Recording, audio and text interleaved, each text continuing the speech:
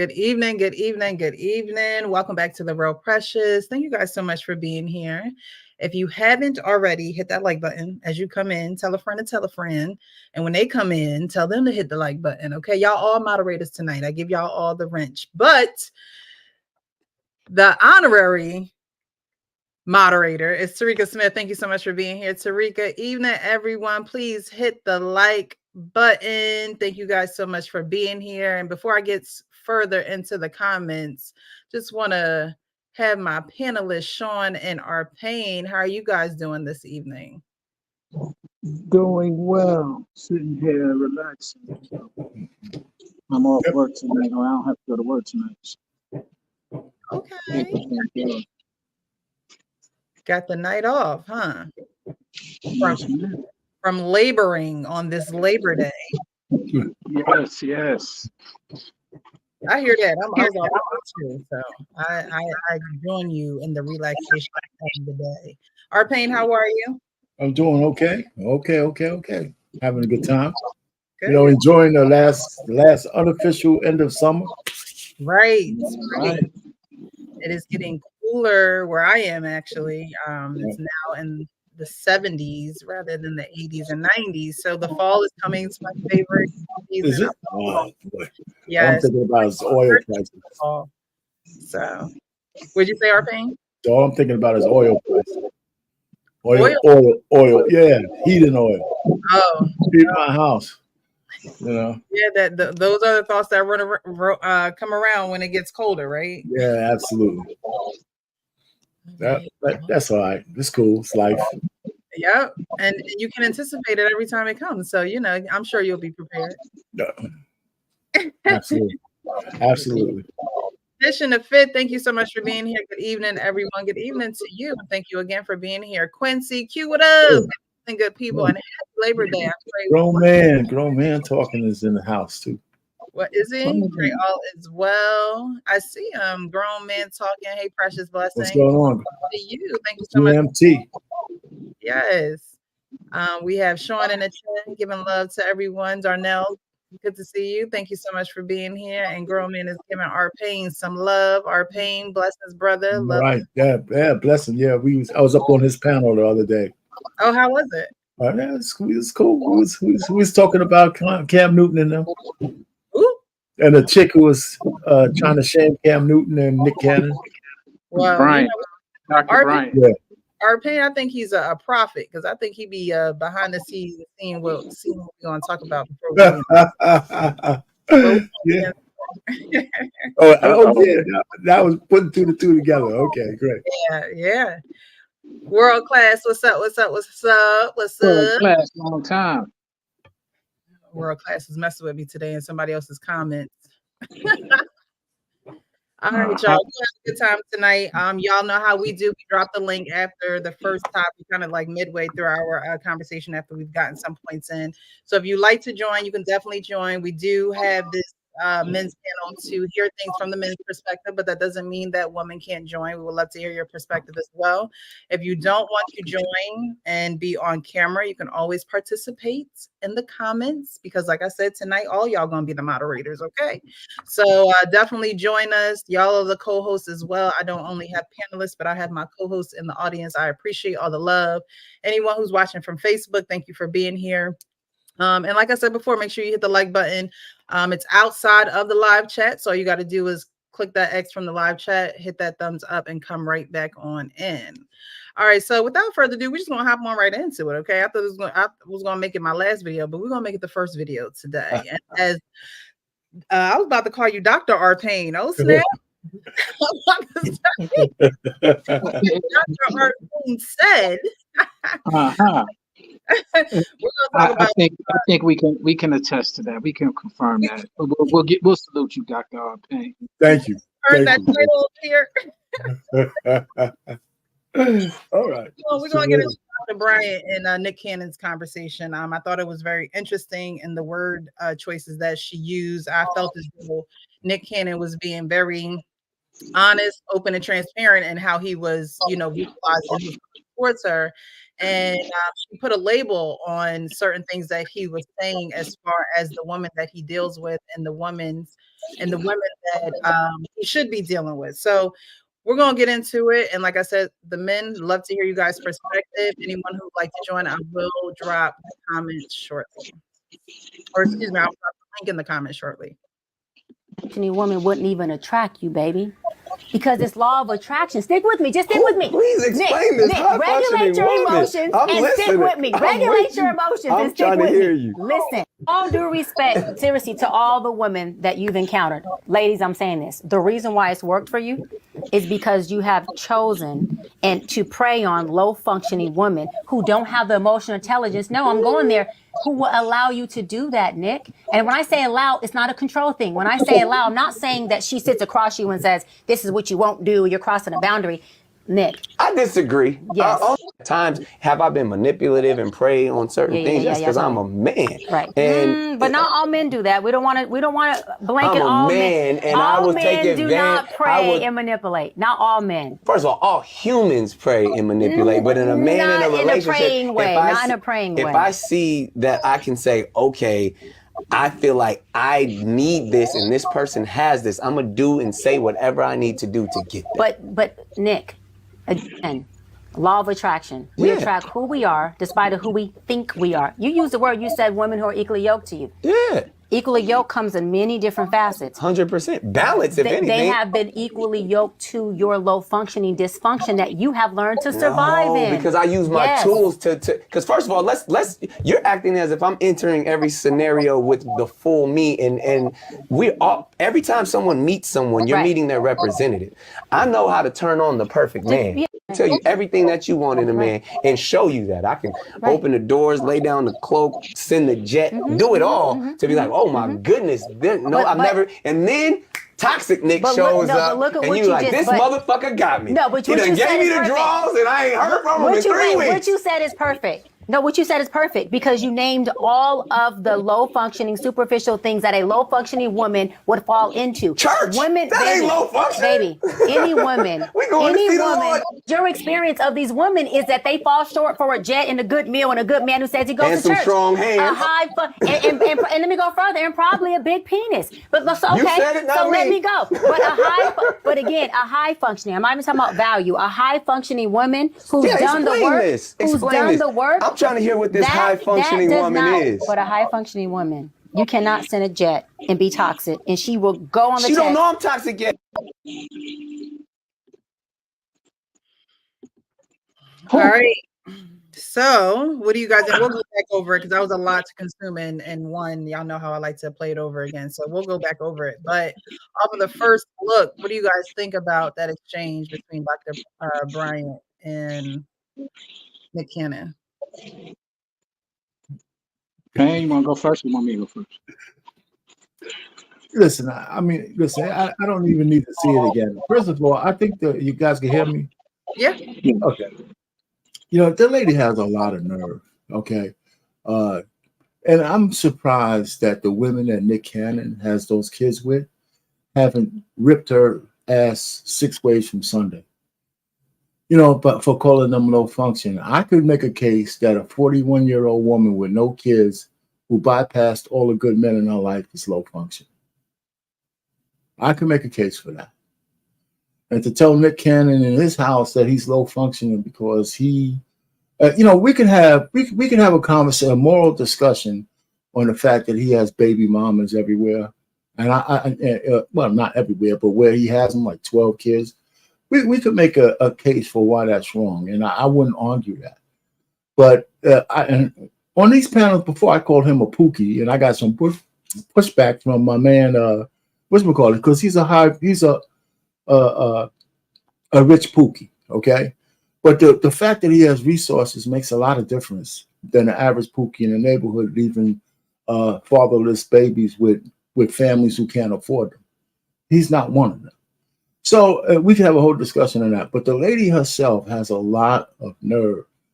And I know he knows her, and I know she's trying to think she's saying something good. And maybe those ladies are low functioning, but not because they could be or they can't be.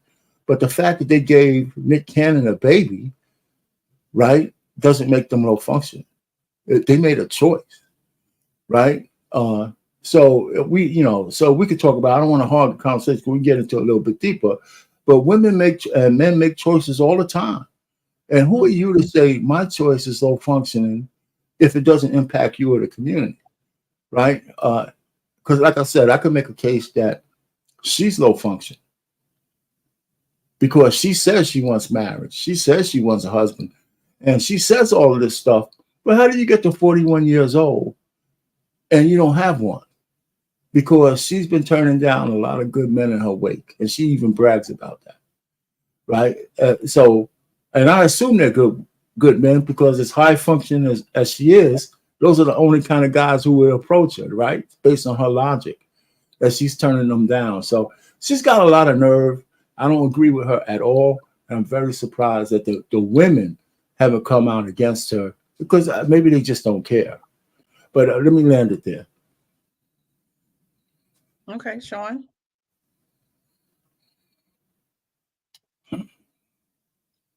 You got to take a breath on that one. Go ahead, man. You're on mute, Sean. Oh, okay. I said Nick Pookie Cannon, as our opinion will say. The reason why I defend his lack of pookiness is because prior to social media, prior to Pookie being so popular of a name, there was a survey that I took years ago. It had to be over 2 decades ago. And I used to ask women because it was asked of me. And then I started asking women. And the question was, would you rather 1% of Michael Jordan or 100% of a man who can't do who can't handle and do what it is that he can? And I want to say, out of the people that I surveyed, it was a personal survey, at least 80 to 90% said they would rather 1% of Michael Jordan. And this is Michael Jordan in his prime and so on. And it came because of the affair that Michael Jordan apparently had allegedly had. And they were speaking about, him having a child outside of wedlock and so on and so forth. And why would people do what they did? So I asked them, why was this? And some of the answers were, well, simply because, and I had to reevaluate my position because they said, why wouldn't I? That 1% can do most of the things that I want financially. When he comes around physically, he'll attend to whatever's necessary. Financially, he'll take care of the child because we was talking about the child, the illegitimate child he had. Financially, he's going to take care of the child. That's the agreement. So he's going to take care of that. When he comes around, I'm going to have the most exciting time of my life, more than what I can have with the person who is giving me the 100%. I don't have as many arguments because they're not around all the time. And so when they started laying out these scenarios, I was like, wow, I guess you got a point. It's not a bad deal.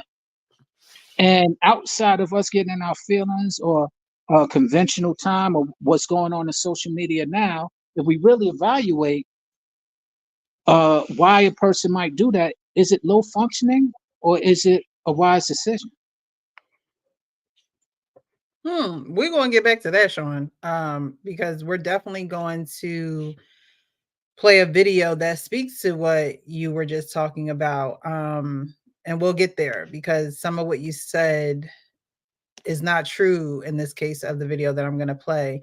You said 1% of Jordan or 100% of someone who can't produce financially like Jordan is what you're saying, right? There's no complaint as opposed to a man who can't produce in that way. Correct.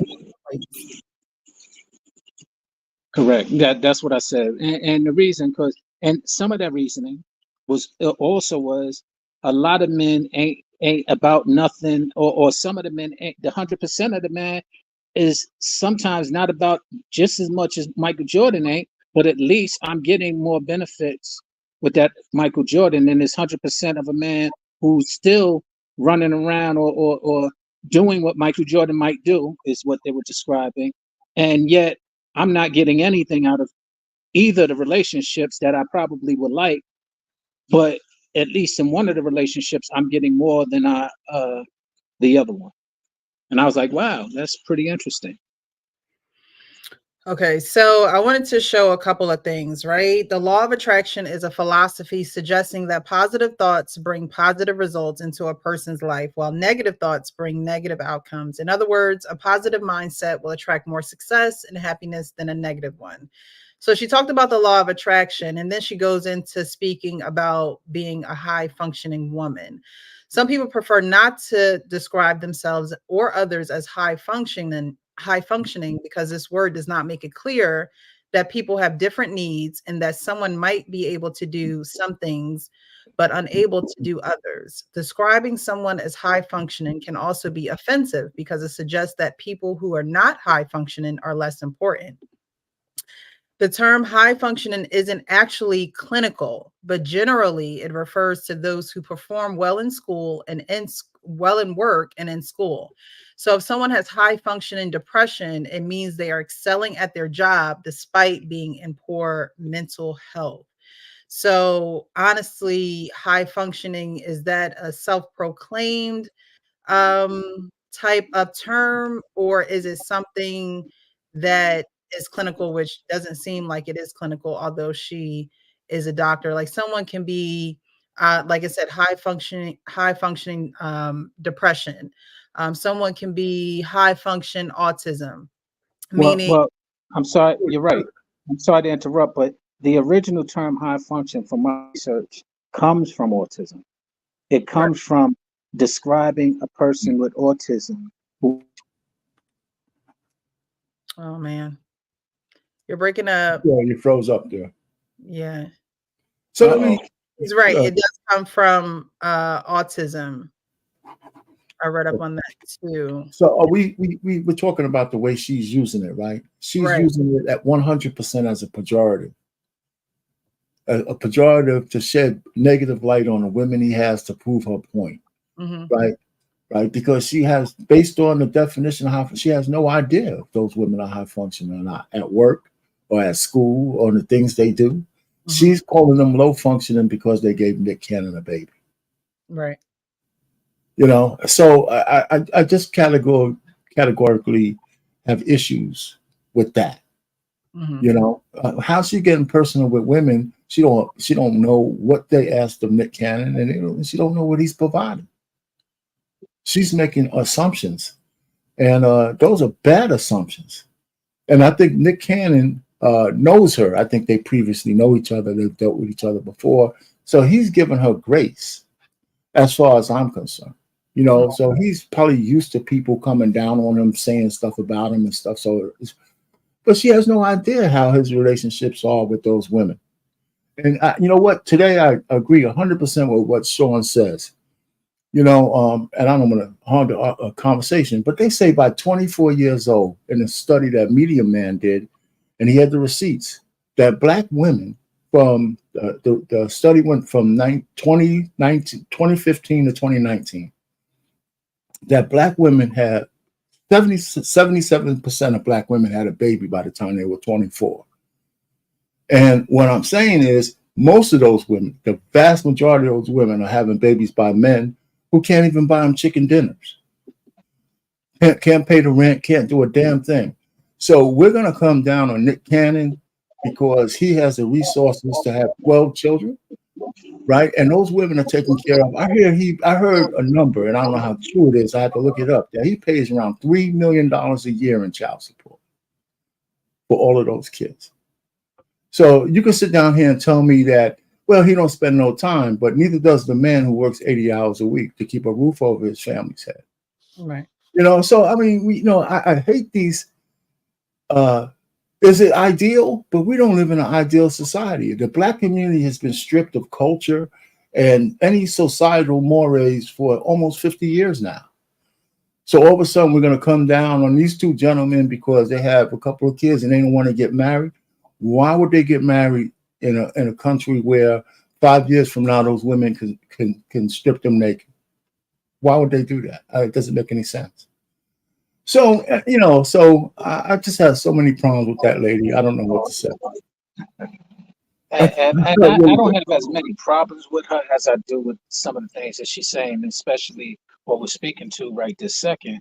Because again, according to the definition of high function that you just described, and maybe it was her definition, how are we to say that these women aren't very functional because the decision that they're making is actually a very practical decision and a decision that is it's kind of like if you have a job and you're choosing to do one job over the other, and this is a job that you're choosing and it's more practical for your lifestyle of what you have envisioned.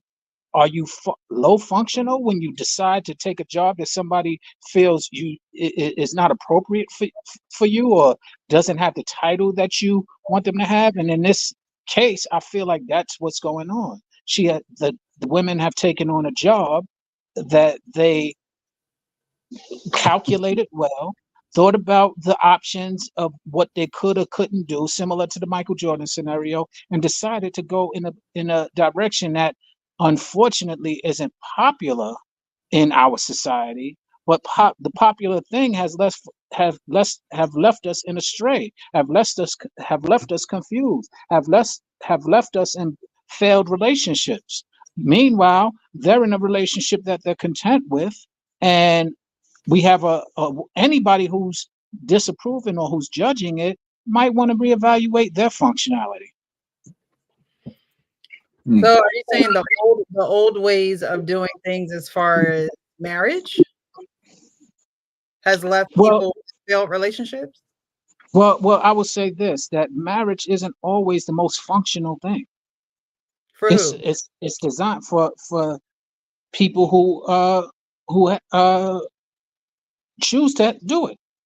Okay. It's not always the most functional thing. Now, it is, if you're doing it traditionally and you're honoring the vows that you do, then so be it. It can turn out well. But a lot of times, that is lost, and so a marriage has failed, and so a failed marriage is better than an untraditional, quote unquote, low functional relationship. And tell me why. I don't think a failed marriage is better than a low functioning relationship. I think that, like you said, when people actually honor their vows, there can still be some dysfunction in that. Nothing is perfect. But when you choose to make babies and get in relationships and avoid marriage because of fear or because of the past, because a lot of times a lot of people just can't let go of the past. So they think what's going to happen what's going to happen now is what happened in the past, and that's not necessarily true. That, to me, that sounds like someone who's given up on making themselves better to make a union better. So I think that in Nick Cannon's situation, a lot of this has to do with him. I don't even think it's necessary. I mean, the women may have wanted children, and that's what he provided. But I think Nick Cannon wanted more children, and what he did was he found women that would have those children that didn't necessarily want commitment, because in their minds it's like, well, he's going to be committed one way or the other. And I think in today's society, that is what's happening. It's like, well, this man is going to be attached to me one way or another. And a lot of people are just choosing the child route of just having children when it wasn't necessarily designed. Children wasn't necessarily designed for you to use it as an option to opt out of the structure and order that they're supposed to have.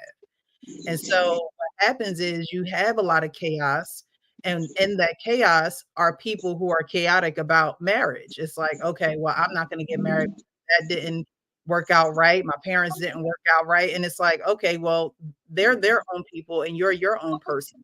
And so when I hear people say, oh, well, I'm not doing it because I don't see a high success rate around me or things of that nature, in my mind, it's like, what, did you try it? is this something that you're just not doing because of society, because of social media? Because there's a lot of married people that say, if I had to do it again, I wouldn't do it.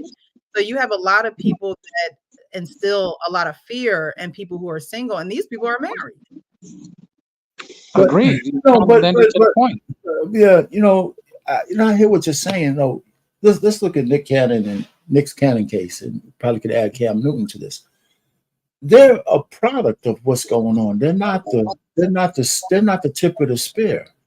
But their relationships with those women are a product of how society's been trending for the last 50 years.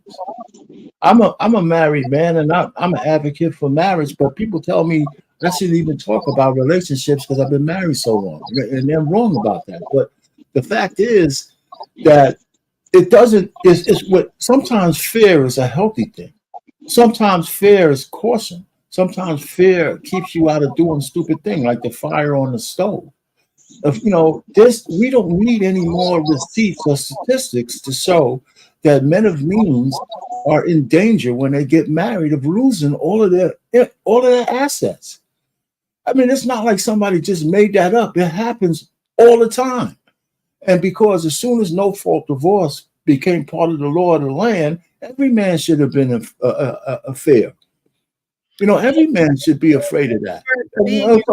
Shouldn't mean that you shouldn't take necessary and precautionary steps. You should. Well, you didn't let me finish. But listen, even a prenup now, because we're a litigious society, doesn't protect the men, no matter how well you write it. That's what Tyrese Gibson is going through. So I'm just trying to say is just when it comes to men, just about all of our protections have been stripped away when it comes to a woman coming after us. It's not a figment of our imagination. It's not. So if I can have my progeny extended without getting married and paying child support, at least that's something I can measure. And that's what they're doing. And I think that's what they're doing. And no, we don't have to agree. I don't think it's the moral thing to do, but the morals of our society have been going for years. The culture is going. Christianity is going down. People, I mean, I'm not saying it's right, but they're just going with the flow. But go ahead. I'm sorry. Yeah. Well, you know what they say: the society is going to hell in a handbasket. It is. But what I was saying earlier was, you're right; those things are happening. But again, there are married people speaking in a way of "don't do this, don't do that." And I'm not saying that the facts are not the facts. I'm not saying that men haven't. Women haven't taken men to the cleaners. Sorry, my earring just fell out. I'm not saying that, but in what you're saying, it seems as though it's like, okay, I'm going to control my life as much as I can because I don't want anybody else coming in and doing anything different or, turning it upside down. And marriage is, from what I've seen growing up, my mom and dad being married, you're supposed to work. You're supposed to do those things. And so maybe there's not enough talk on how to do those things rather than just don't do it. Or men are not protected. So marriage shouldn't be even in the cards or a conversation that they're having nowadays. No, I don't say, really, I'm not saying tell them not to get married, but I'm saying that you can't have a conversation about marriage without talking about the consequences of divorce. That's these days. Right. So I'm not saying don't. So if a guy came to me and, first thing I would ask him is where you are in life. Like when I got married, I didn't think about a prenup. I just had a job. So did my wife. Everything we built, I would freely, say, okay, hey, we built it together. You helped me out. You did this part. You did that part. So if we parted, I might be a little stung, but, it would be fair. But these things are not fair anymore. The guys are at the finish line. A woman didn't make one joke or shoot one basket or throw one football, And so I'm just saying that you can't have a conversation about marriage. You could talk about the vows and all that, and you got to make sure that people really believe the vows. But I would still tell both the men and the women, if she has means, that, here's some consequences if you guys don't stick it out. Because the court system doesn't care about that. They don't care about anything non-secular. It's just they look at purely the business arrangement of assets. Mm-hmm. Go ahead, Sean. I'm sorry. No. And what I was going to add to that is that we keep skipping a step when we're talking about marriage and the design of it for the structure, but we miss the moral component that is absent. And so we can't go to skip into marriage and the good things about it if we're not going to the root of what keeps it together, which is the morality being equally yoked. And often, and in this society, it's not. And so we're having a conversation about marriage, but we're missing the conversation about morality, value, and value and character. So it becomes a really backwards conversation, and something like, for example, we're talking about Nick Cannon specifically. We're ruling out the fact that he did get married. We're ruling out the fact that he did get a divorce, which he didn't want to do. We're ruling out the fact that he almost died. We're ruling out a lot of factors that led to him making this choice to lead the direction that he is, or that he's going in. Now, when he said, "Oh, I'm toxic" and all that, I think personally that's just him being jovial with her. I don't think that he's truly meaning that, because he's not showing that. He's actually showing he named the toxic things that he would do as a man to get what he wants. But again, I think he was being jovial, because technically, prior to him doing that, he actually did a lot of the things that are now considered toxic. He did wait to be married. I always emphasize that, because he waited to be married before he had sex with his wife. That is something that's unheard of almost, especially as a young actor, as somebody who he wasn't a virgin, but he honored what he thought and what he was taught was supposed to be honorable. He went into it with all of the good intentions. Now he's at the point where his wife asked him for a divorce for whatever reasons they had, or she had, and he got hurt through the process. He never wanted to get a divorce, is what he said in other real interviews that I've seen of him. So we're not considering that. We're considering what we're hearing right now. And that's why I say it's jovial, because he's speaking about toxic scenarios that I think he knows Dr. Bryant knows exist, so that they had in prior conversations, is what it sounds like to me. And he's just really throwing it out there to deflect her, just trying to say that this is all that he is, knowing that he's not. They already had this conversation. He already said it 1,000 times. That's why he's taking care of. That's why he has agreements with these women. That's why he laid out a plan for the women and the children, whether he's there or not. You got to realize the man almost died. That changes your whole mindset and approach when you start reapproaching love again. And so in that case scenario, I can understand that. I can understand why he is. And that's why I always defend him when our Payne is calling him a pookie and things of that nature, because of those attributes that I just mentioned that I'm aware of. Yeah, but when I call him a pookie, that's the only thing we disagree about. Everything else you said about him, I agree with. I call him a pookie is just because the behavior of having a lot of baby mamas is pookieism to me, whether you can pay for them or not.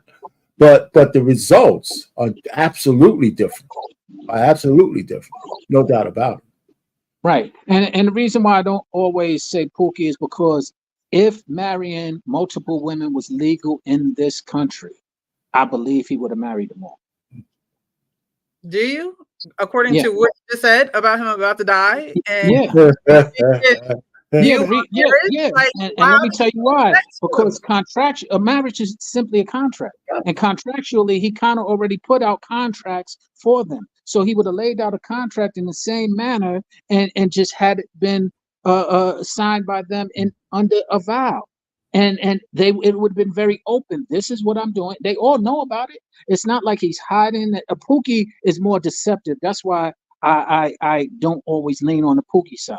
in my opinion, the definition of a pookie is deceiving to get the draws, and then when you get the draws, you don't take care of the responsibility of what might happen. I'll concede that. I concede that. I'll concede you that. Yeah. So go ahead, Precious. You getting ready to say something? Yeah. I don't know. To me, that just went against everything that Sean just said. You, if marriage was legal, you think he would marry all of them, but then you see why he didn't choose to get married again and only had kids. Well, because that when marriage is legal to more than one person, some of the things that you fear about marriage will be eliminated. No, not if the laws I didn't say all of them. I said some of the things that you fear about what? marriage because Yeah, not the big one. I give you an example why I say that. Because a lot of the divorce rates is because of infidelity. Infidelity comes out of trying to sneak around to have multiple women. You can be married to 100 women and still cheat on every last one of them. What are you talking about? No, Sean? no, you can't. Once again, cheating is deception. It's not having multiple women. And if you're married to 100 women and it's agreed to, that's not cheating. But Sean, what's agreed to? That you stepping out on this 100 women? You're not. That's the whole thing. Sean, you got to get past stepping out. Let's get past stepping out. That's not why women are divorcing their men for the most. They just leave because they feel like it. No fault. I don't even want to go down that rabbit hole because there's so multiple reasons. Yeah, that's why I'm saying. Well, that's why I'm saying. Let's not point to infidelity. Men don't. But what I'm saying is, the women are leaving these guys because they have a feeling they just don't want to be married anymore. And so even if he's not stepping out, if he marries 10 women and they all decide that they want to step out, now his shit is divided by 10. Well, to the point that you're making, and the reason why I'm pushing back against it is I'm not disagreeing with that. I was using infidelity, which is the reason for a lot of women. I didn't say all divorces. I said many divorces are caused by infidelity. Now, infidelity again is, like you said, stepping out on something. But if you step into something with the agreement and the understanding of what it is, you're not stepping out of something. And it's not cheating, so to speak, if that's what you agree to. Yeah, okay. If you go into it understanding what it is. All right, but again, the question is, would he have married all of them if he could? And it's still questionable whether he would have. I'm not sure. I just said I think possibly. I won't even say he would have, but if it was legal, because he's doing everything that a husband would do with each of the women, according to what I've been seeing, he's taking care of them. He's taking care of the children. He's being honest to them. He's being provider, protector, and provider at least. Hey, let me ask you. I mean, the point is made because I think we agree. I don't believe Precious agrees, but Precious in the Bible, right? In Isaiah chapter 4, verse 1, it talks about these very situations because Isaiah was a prophet, I believe. And one of the things he prophesies is that in the future, many women would cleave to one man, a man of resources, would cleave to one man, because of his resources and their ability to be protected and under the cover of a man. And it's right there. I mean, you have to read it in the context of the whole chapter, maybe the chapter before it. But it's like almost verbatim to what we're going through today. I swear, if you read it, I mean, it reads just like a novel. There's nothing new underneath of the sun. So, saying that that's happening today and it was in the Bible, that's how God wanted it to be. I didn't say that part. I just said what's in there. Some people would believe that's what God wanted it to be. That's how he wanted it to be. Excuse me for saying that. Excuse my mistalk. He wrote it out, which means that's how it's happening. It is playing out as it is being written, right? As it was written. But there's still a divine order. I agree with that. That doesn't take away from what he set out the order to be, just because it says that there will be women who will cleave to a man with resources. Well, he's still a leader. Go ahead, Cam. Go ahead. I'm sorry. Hey, welcome, Cam. How you doing? Yes, Hey, what's Cam. going on? No, Welcome, I was Cam. enjoying. I'm doing good. I'm doing good. I appreciate the conversation and I appreciate all the points that you brought up, Sean, because I think that was one thing that was missing out of the conversation, which I'll kind of add onto what you were saying, was that even if we do get biblically, the whole purpose of in the community was to be able to have a covering. So even when we go back way back, we start going to like the first 5 books, and it talked about like, hey, sometimes you're going to have widows who don't have. They married a man who got killed, and he had no brothers or sisters or something like that. They used to have to eat off the corners of the field. So there was always some type of provision that was made to make sure that women were taken care of. And now, as we've seen, everything's kind of been disrupted by being in different situations. We always in the Bible there was always written like different provisions to make sure that that was happening. Was it the most optimal situation? No, but there were provisions that were written. And so as I look at some of these men, I actually even thought about this myself. I think we had a conversation just probably like months ago, maybe a year ago, about contractual companionship. So as Sean was talking about it, like, hey, I think if we had a different law set, that there would have been some type of contract that he probably could have had with them in order for them to make sure that they were okay. Because ultimately, in our situation currently, I don't see him as an entertainer with the money that he has and all the situations. I don't see marriage ever being truly viable for him in this current day and age. I think it's very, very, very, very, very slim. Not because of him per se. I think just because the culture, and there would be very few women that would even want to engage that, And so I disagree. You lost me there. You lost me there. I know, no, I'm saying this is that him as an individual and the other woman being there, for you to find one woman in most of the contexts and the situations that we find ourselves in, we would be seeing it happen a lot more often. I can only name a couple of African American people who are the age of Nick Cannon who have a young lady, one young lady that they've been with for multiple years. It's just that I think they made probably one of the better decisions that they could make. And I think they're being equitable because they're making sure that the women are covered, and it seems like everybody is being taken care of and is happy. So I would just say, like, nothing here is optimal. Of course, we would like it to be 1-to-1, but at the same time, given the situations that we're in, there were provisions that they created an alternative situation that's working for them. No, I agree with you about him not being married. You just missed me on the point that there wouldn't be a lot of women who would jump at the opportunity to marry. Oh no, they would. No, they would jump, but I don't know how honestly you could interact and engage with a man like that without becoming complacent in this day and age. No, I hear you. Now I understand now the context. Yeah. Right. And is that I would say this: is it true? Because are they complacent, or are they, like I said, functional? Because they're actually preparing not only to take care of their children and have to take their children covered, but also themselves covered, to where they now have the liberty to kind of do things that they might want to do. I agree with you. I was saying the women will become complacent in this situation because look at California. California women wait till 10 years and 1 day to divorce because of the law, because now they got to come up. So that's why I say not the men per se, because the men are coming to the women. These women have no means. They're just beautiful and these think they're a good mom.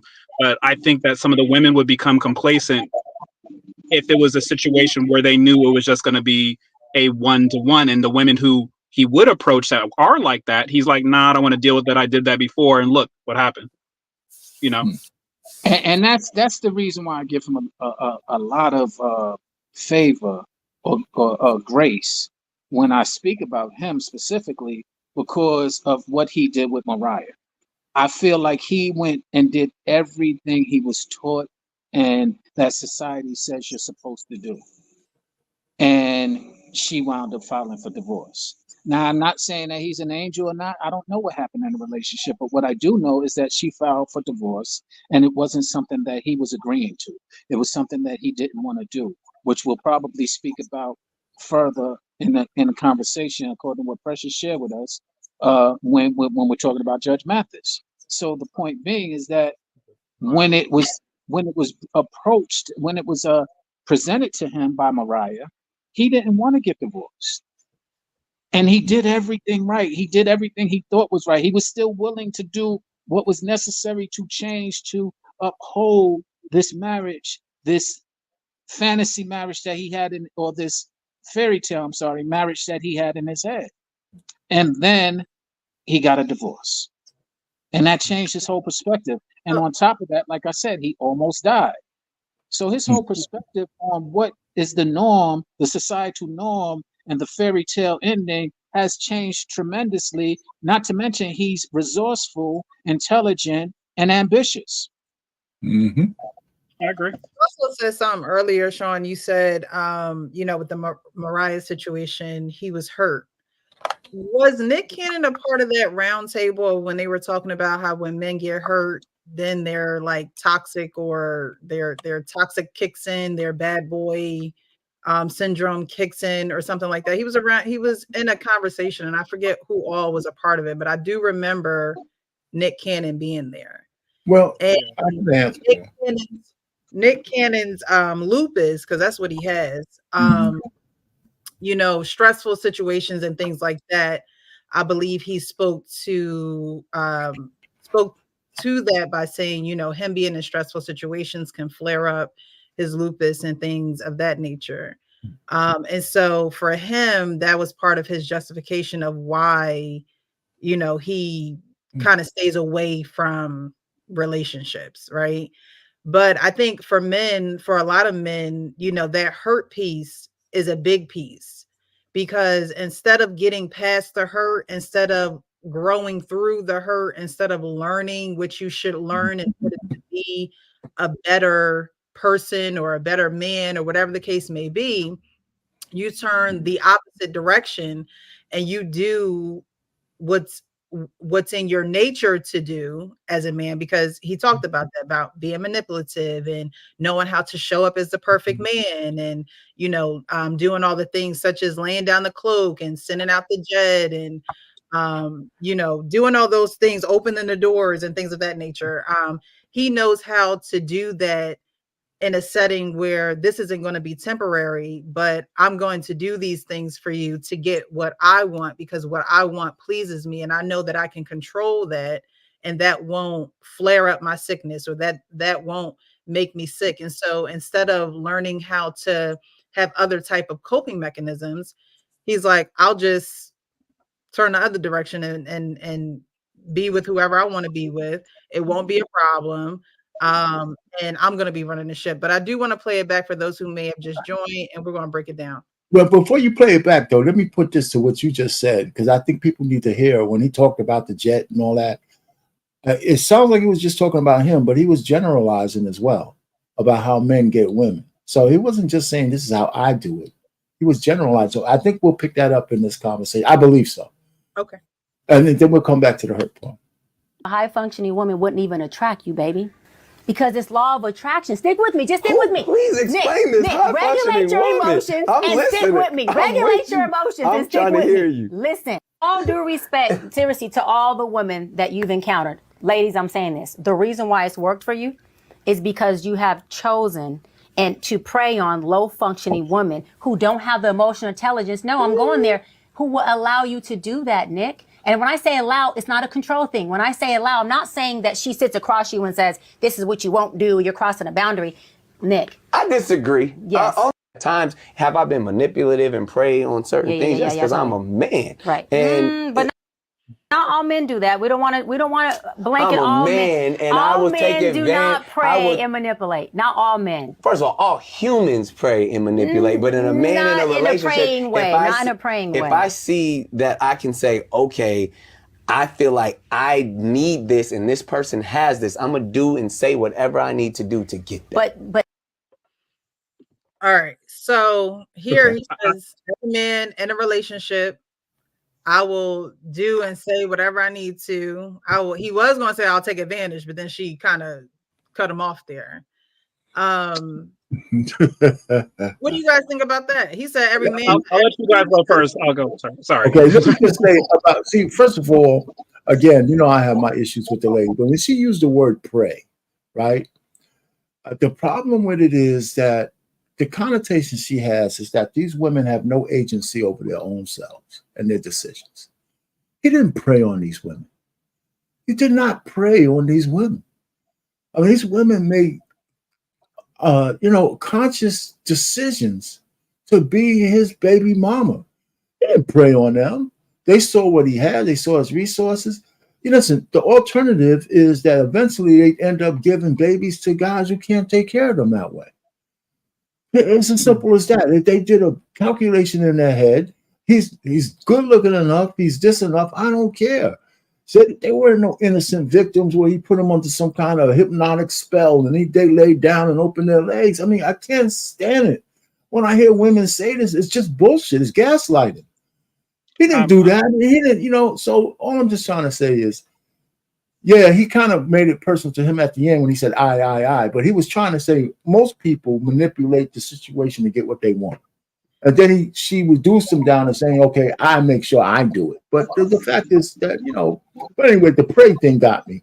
But you're right. Okay, so let's just talk about Nick Cannon. What is it when a man will do and say anything to a woman when she has what he needs? I'm not saying that it's praying. I'm not saying that it's praying. I'm not saying that. I'm asking what is that? Okay, go ahead. Let me answer that. One, it's what a woman, to our Payne's point, asks for. That's what she wants to hear. And the funny thing is, a lot of times, a good man, I often go to the place of, if I just become what society describes men as, I'll have a lot more opportunity to get what I want. That's kind of the moral of his story that he was saying. And that's society's issue. In order to get you what you want, women, the majority of women, we have to do what you ask. Last week we were speaking about it. Precious, you said it, and that's what I was pushing back on. You said you got to have a certain way to talk to us. You got to have decorum and things. What was that? I said, and I stand on that. But that's the problem, because you want it your way. This ain't Burger King. No. It's not about a woman wanting it her way. When we say be mindful of how you speak to her, that's not wanting it her way. Again, if I'm very mindful on how I speak, but I'm saying it the way you don't want it, you're telling me again to be mindful. You want it your way. No. Can I? Okay. 1 second, Cam. It's not that a woman wants it her way, but if she's telling you that she can't receive it a certain way, and she's making this known, she can't receive it a certain way, and you're the sender. As the sender, do you believe that you should deliver the message a different way? Again, that the way that because you're being mindful in your head, right? You're being mindful in your head, and you're saying, I'm saying this a certain way, and I believe I'm being mindful. If a woman is not receiving that, do you not think that you should change the process to a way that she can receive it? Again, message. Again, you want it your way because you can't receive it. You might want to change that.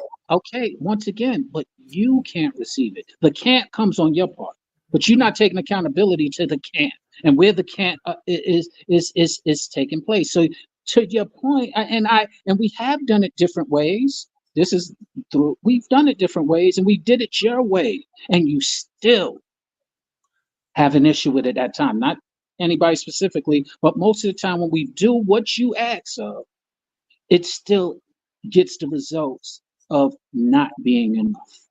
So it ain't about how we deliver it. It's about you changing it's about perhaps you changing how you receive it. But we never want to go there.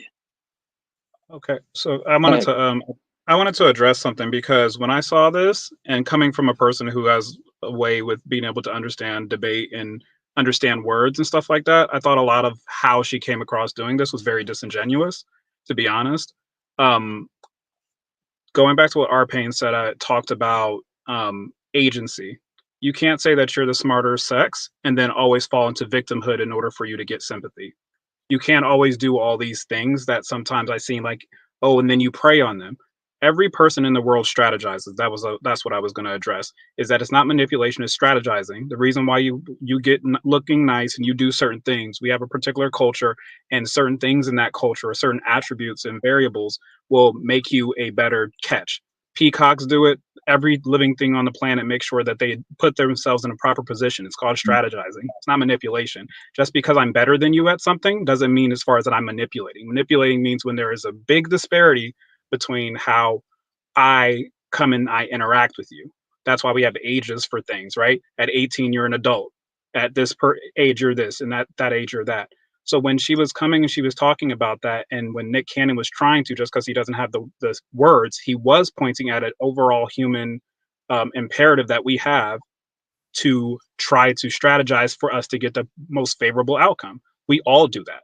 I don't think there's anybody who doesn't. So like when Mr. Payne up here was saying basically, hey, we like everybody has agency. You looked at him and you didn't look at me because he had X, Y, and Z. When people get scammed, a lot of times it's because someone's preying on their basal desires. It has nothing to do with their needs. You want to get this extra money, you want to get this extra thing, you want to get this extra thing. So a lot of times when a lot of these things happen, that's why I didn't agree with how she tried to go and like, oh, these lower functioning women. No, they weren't lower functioning. They just weren't somebody that could fit into the situation that he wanted to create. Does that mean that they're lower functioning or higher functioning? No, it doesn't. Because to be honest, how are you in the situation, the position that you are, and you can't get some of the things that you want? Kanye West said it. He says, on your independent stuff, you give it all away for a husband and some kids, and you still haven't been able to secure the thing that you ultimately want, because I'm sure that you want a relationship too, but you just haven't found somebody that's been able to satisfy that. So just because you haven't got something doesn't mean that you put somebody down and say that they're lower functioning or, oh, I'm just too high and mighty for everybody else. No, I don't think I've dated plenty of women, different IQ, different situations, and they were all functional. They knew how to make a decision. I made sure I presented something before them. And if I engaged with them, I thought it was because they had the ability and the agency to be able to make that decision.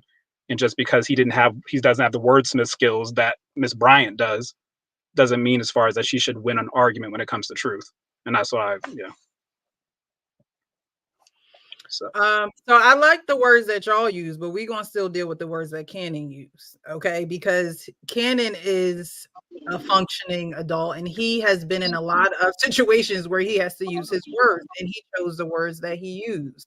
So again, he talks about being manipulative, taking advantage, getting what he wants as a man in a relationship.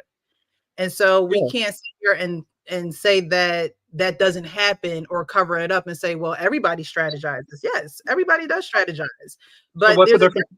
There's a difference between strategizing for your survival and things. We talk about nature, animals and in nature, they strategize for survival. They do things, over a time to get a certain outcome because of the kind of animal they are, the kind of climate that they need to be in, the kind of climate that they need to leave from, what they need to, reserve for certain climates because they can't get it in a certain climate. So that's for survival. For Nick Cannon, when you talk about what's the difference? He's surviving. That is for his survival. In his circumstance, I'm trying to understand what the difference is. Let it finish. You finished? So manipulating someone and taking advantage of them for what? What's the survival? Yeah, he was talking hypothetical in that situation, though, right? I mean, are you extrapolating that to the ladies that have his kids? He was talking about in the situation that she presented. He says, "Well, okay, I manipulate women, and I've manipulated women to do that kind of stuff." But it was a hypothetical conversation he was having, right? So we're not trying to say that the women who have his kids were manipulated. No. Okay, I just want to get that straight. I'm okay. He's saying him as a man and what he does as a man to get what he wants. This part of the conversation, I don't think he was talking about the women, but they can be included in the conversation. Wait, not all men. First of all humans prey and manipulate. But not all men do that. We don't want. When I say it loud, I'm not saying that she sits across you and says, "This is what you won't do. You're crossing a boundary." Nick, I disagree. Yes. Times have I been manipulative and prey on certain things? Yes, because I'm a man. At times, there have been times where he said manipulate. He did use the word pray. But do you realize in that circumstance, I believe he's talking specifically about what we was talking about last week that I was pushing about, getting sex. Right. I just said that. Y'all said survival, Right. and I said, what is survival? Sex? Right, More but no, survival is when he is going beyond the sex and he's going into making them his baby's mothers or his baby's mothers. That's beyond just getting sex. He's making a choice for those specific people, and he's already vetted them, I'm sure, to have a baby with him. And it's not just sex. He has a category of women who just get sex, and those women he's manipulating because he could see their manipulative ways and what they're after in the first place. Yeah. The ones who he had babies with. I can't, Sean. I mean, wait. Wait. In the entertainment industry, you can see somebody who is an opportunist very clearly. And to those people, you might, if you just want to have sex, give them what they want, manipulate them as he's saying, to get what you want. Because you realize that all I want is sex from you. You acting like you want to be with me, but I just want sex from you. So, okay, I'm going to give you what you really want from me is my money. So I'm going to give you a little money. I'm going to give you a little good time. I'm going to, treat you nice, and I'm going to get the sex, and you're going to get what you saying. You don't want me for my money is what you're saying. But I see that you do. But all right, I'm going to give you some money. I'm going to give you a little bit of what you're talking about. I'm going to get a little bit of what I want. And so basically, he's a step ahead of that. Well, listen, I think I'm going to be real quick, Cam. I think a lot of times, I think we look at the word manipulation and put a negative connotation on it in all aspects. Back in my day, women used to manipulate men by not giving them sex to get marriage. It was a manipulation, but because it worked out under this other social constructs, that was great. So, I mean, manipulation, depending on if you're using somebody, and there's bad manipulation. I'm not going to say it's not, but let's not say that, and like he tried to say, and he didn't articulate, that everybody who wants something from somebody else uses a technique to get it, right? It doesn't always have bad or nefarious intentions, but we all do it in one way, shape, or form. But there's degrees to it. There's just degrees to it. That's all I would say, But so the points are being made on both sides. It's not no right or wrong because it's true. It's manipulation, but all manipulation is not equal. I don't believe that. And I think that was the only point I was making, is that manipulation to me is strategizing for small selfish gains. So it's still strategizing. It's just for small, like, when we call someone trifling, we don't mean that they're over here like murdering babies and, trying to like steal from all the poor people. Trifling means that you did a small thing that wasn't cool. And that's the thing. So to me, manipulation is strategizing for small selfish gain. It's not some huge thing. I think everybody positions and strategizes, whether it's for survival or if it's just for small things. You want that little, you might email your boss or your boss's boss to make sure that this girl don't mess with you. Like, that's still like everything, we're always strategizing. So manipulation is just a small strategizing for selfish motivation. So that's why I use strategizing, because I thought it fit better in that context. So world class. Okay. Yeah. World class, how are you? World class. What's up? What's up, world class? Hey, John, what's going on, Cam? What's going on, Precious? It's that baby. What's up? So what's going on? What you got to add to the conversation here? I think I'm going to make a video about all this stuff about you. Go back to the baby because it's just making me so angry. The disrespect. I got so much to say, Precious. I'm not gonna say it because I'm going to go off. But you want to hop up on here? Yeah, no. I was looking up just to that point, that manipulation thing that y'all was just talking about. It's just people just use words like that because their self-worth their value system is being challenged, and you don't really mean what you say because word don't even mean, what I'm saying? Like, I always say these things. These words don't even mean what people be thinking they mean. So I don't know. I'm just I'm so mad with this concept. I will say something I'm gonna say in my video. I don't understand. You know what I'm saying? I don't get how a young man, and anyone, whether it's the baby, whether it's Cam Newton, whether it's Nick Cannon, I don't understand. Precious, help me understand. 1 second, you talking about marriage, and they're saying you niggas don't got the money for it. Y'all broke. And then when the niggas that got the money do what they do, then all of a sudden these guys are evil and creating broken homes. Well, is it a broken home when you say that you good enough to be the only one, or you don't need a nigga? Is it a broken home then? You don't need the nigga. You can do it by yourself. It's not a broken home when you leave because you're unhappy, and you take the baby and had the baby being raised by the aunt or the grandmother that's too old to keep up with the baby. It's not a broken home then when you just making your little $60,000-$50,000 a year. It's not a broken home then. It's a broken home when a millionaire to a 20, 30, 40 million a year. And what's crazy with Cam's situation, his girl just came out recently, last couple of days, his big ex-girlfriend with the 5 children. She says she get a week off every week. Mm-hmm. And she got more time than she ever did. But I ain't gonna call nobody names out. But the sisterhood been saying that's a broken home. You know what I'm saying? He don't spend time with his children, but the mom is saying, so do mom's voice matter or not? Sisterhood, tell me. I need to know. I'm trying to understand. Because the moms are saying the babies is getting the time with their daddies, and the moms is getting time for themselves. So then what?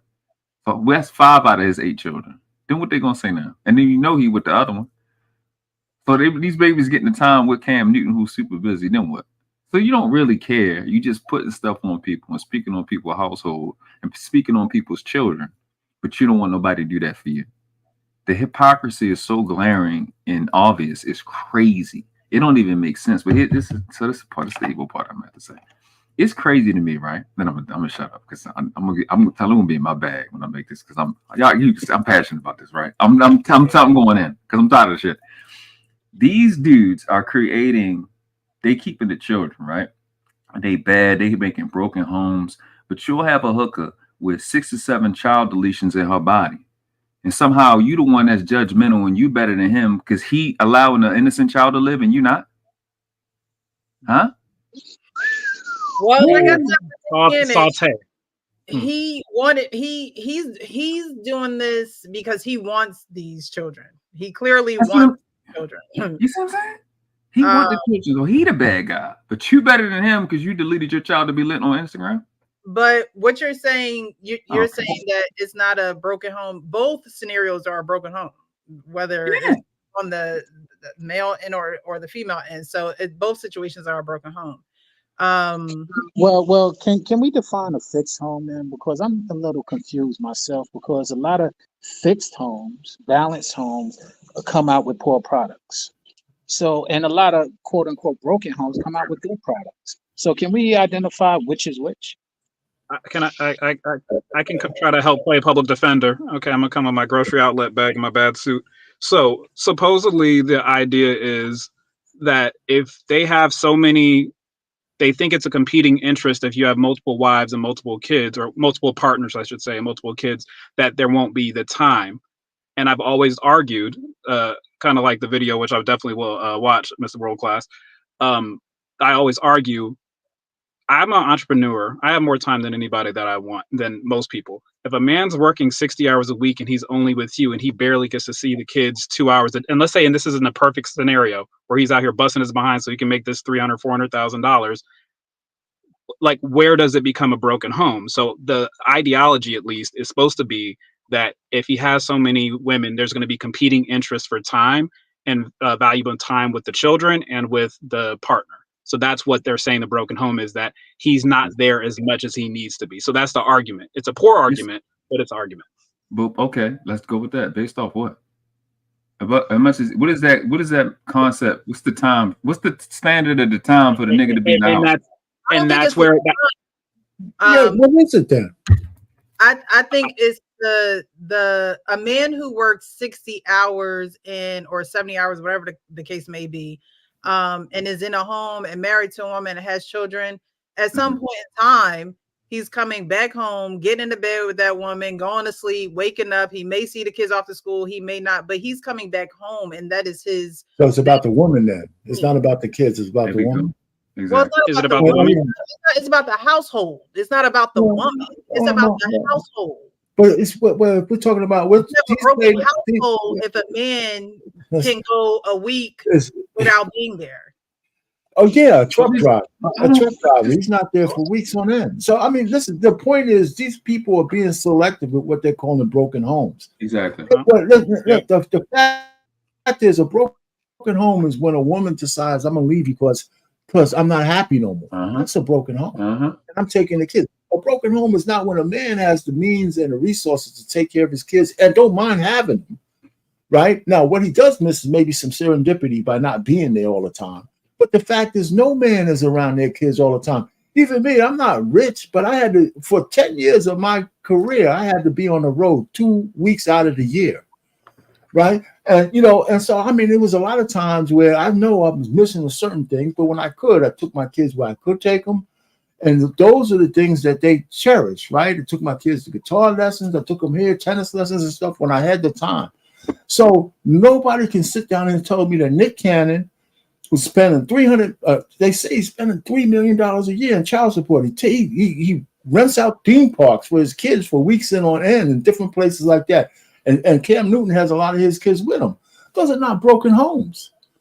Broken homes are where one of the parents is either alienated or absent and all that kind of stuff. These kids are having the best lives of anybody else. Now, some of them might turn out bad, but you can't compare them to the average chick who just lets some bum have sex with her and he's no longer around. That's a broken home. Broken home. Yep. So we're manipulating words to get a narrative out there. And it's really not. It's not fair. It's gaslighting because everybody knows the difference. Just like when let me just shut up right now. It's all your fault, world class. I was trying to be cool. That's crazy. So precious. A broken home is just when the nigga not home. No. That's and let me ask this real quick. Okay, go ahead. Finish what you're saying.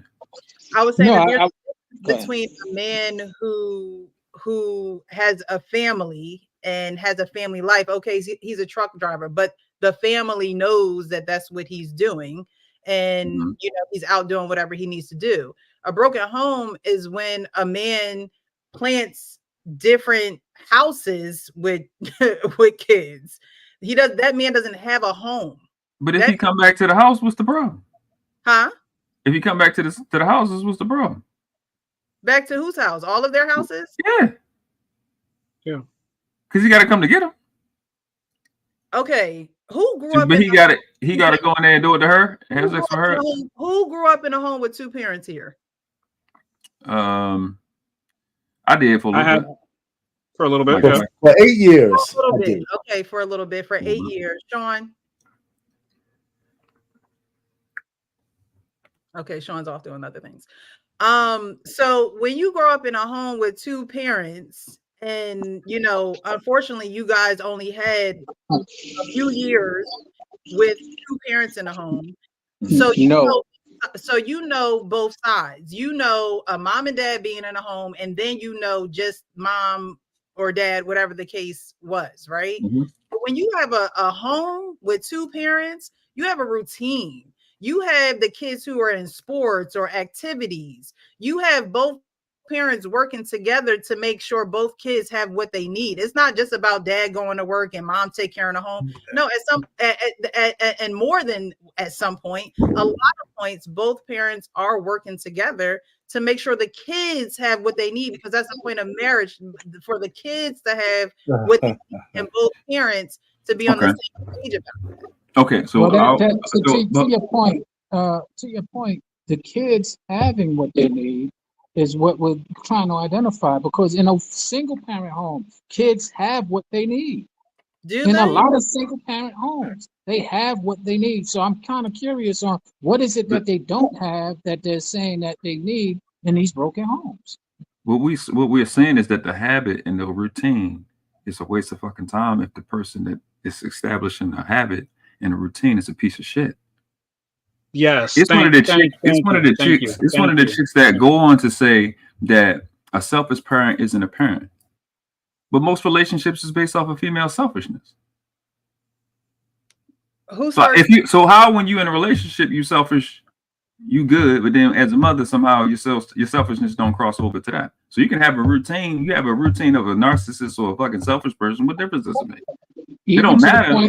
It don't matter what the routine is. If it doesn't matter what the habits are. It matters what the quality of the person is. Because we talking broken homes. When I swear I could bet my life on about 80-something% of these households with mothers, whether they're a single mother or they're in a relationship, that motherfucking TV is raising that child. Coco Melons is raising them children.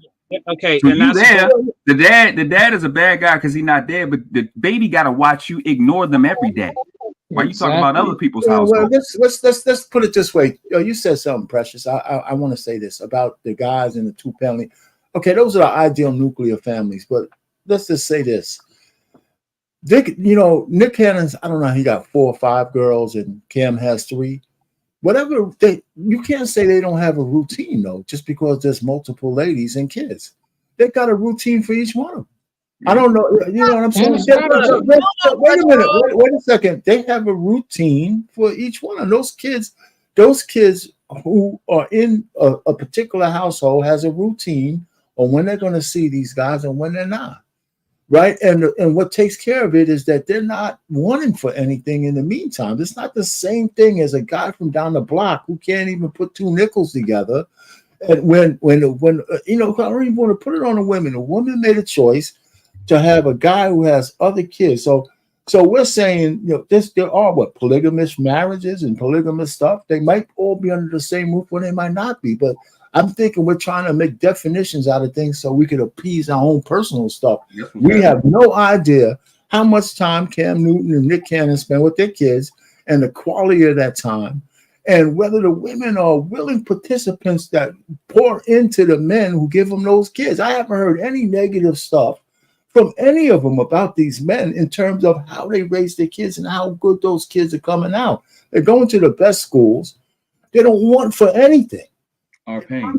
Yeah, we can't make them into victims because we want to put them in a narrative that the most of the black community is just not true. Our pain ain't nothing, none of that coming out from none of these women out of these 3 men we talking about. Not one thing has came out. The Cam girl, just like I just said, she just came out last 2-3 days. The one that had 5, she taking care of. They big now. She doing YouTube. She got time. It's other chicks who's their system is getting interrupted because the rich niggas that they want is living a different life. Like Kevin Samuel said, he's still winning. You know what I'm saying? So we trying to figure out, Precious, because I don't put you with them. A lot of the stuff I'm rebutting, I know you don't got nothing to do with none of it, right? You know what I'm saying? You're not on that side. But the shit we hearing is dumb as fuck. It don't make sense. Like, pick a side. They got to pick a struggle at some point. Right. Yeah. I just, when our pain says they, how do we know they don't have a routine? They probably do have a routine. It's probably very scheduled and calendarized, and they probably got assistants who pencil everybody in, maybe give them all equal time. But whatever time. When you're in one house and you have multiple kids who are involved in sports and involved in school plays and things of that nature, not saying that you can't give all these kids their equal time, but even those spontaneous moments when you just at home chilling and things happen, there are people who miss the kids' first steps and things of that nature. And it could be because they're working. It could be because they're off, making a living for the family. But when you do have that many kids, having that equal time, is that even a thing? But no, equal time is not equal time is not the thing, right?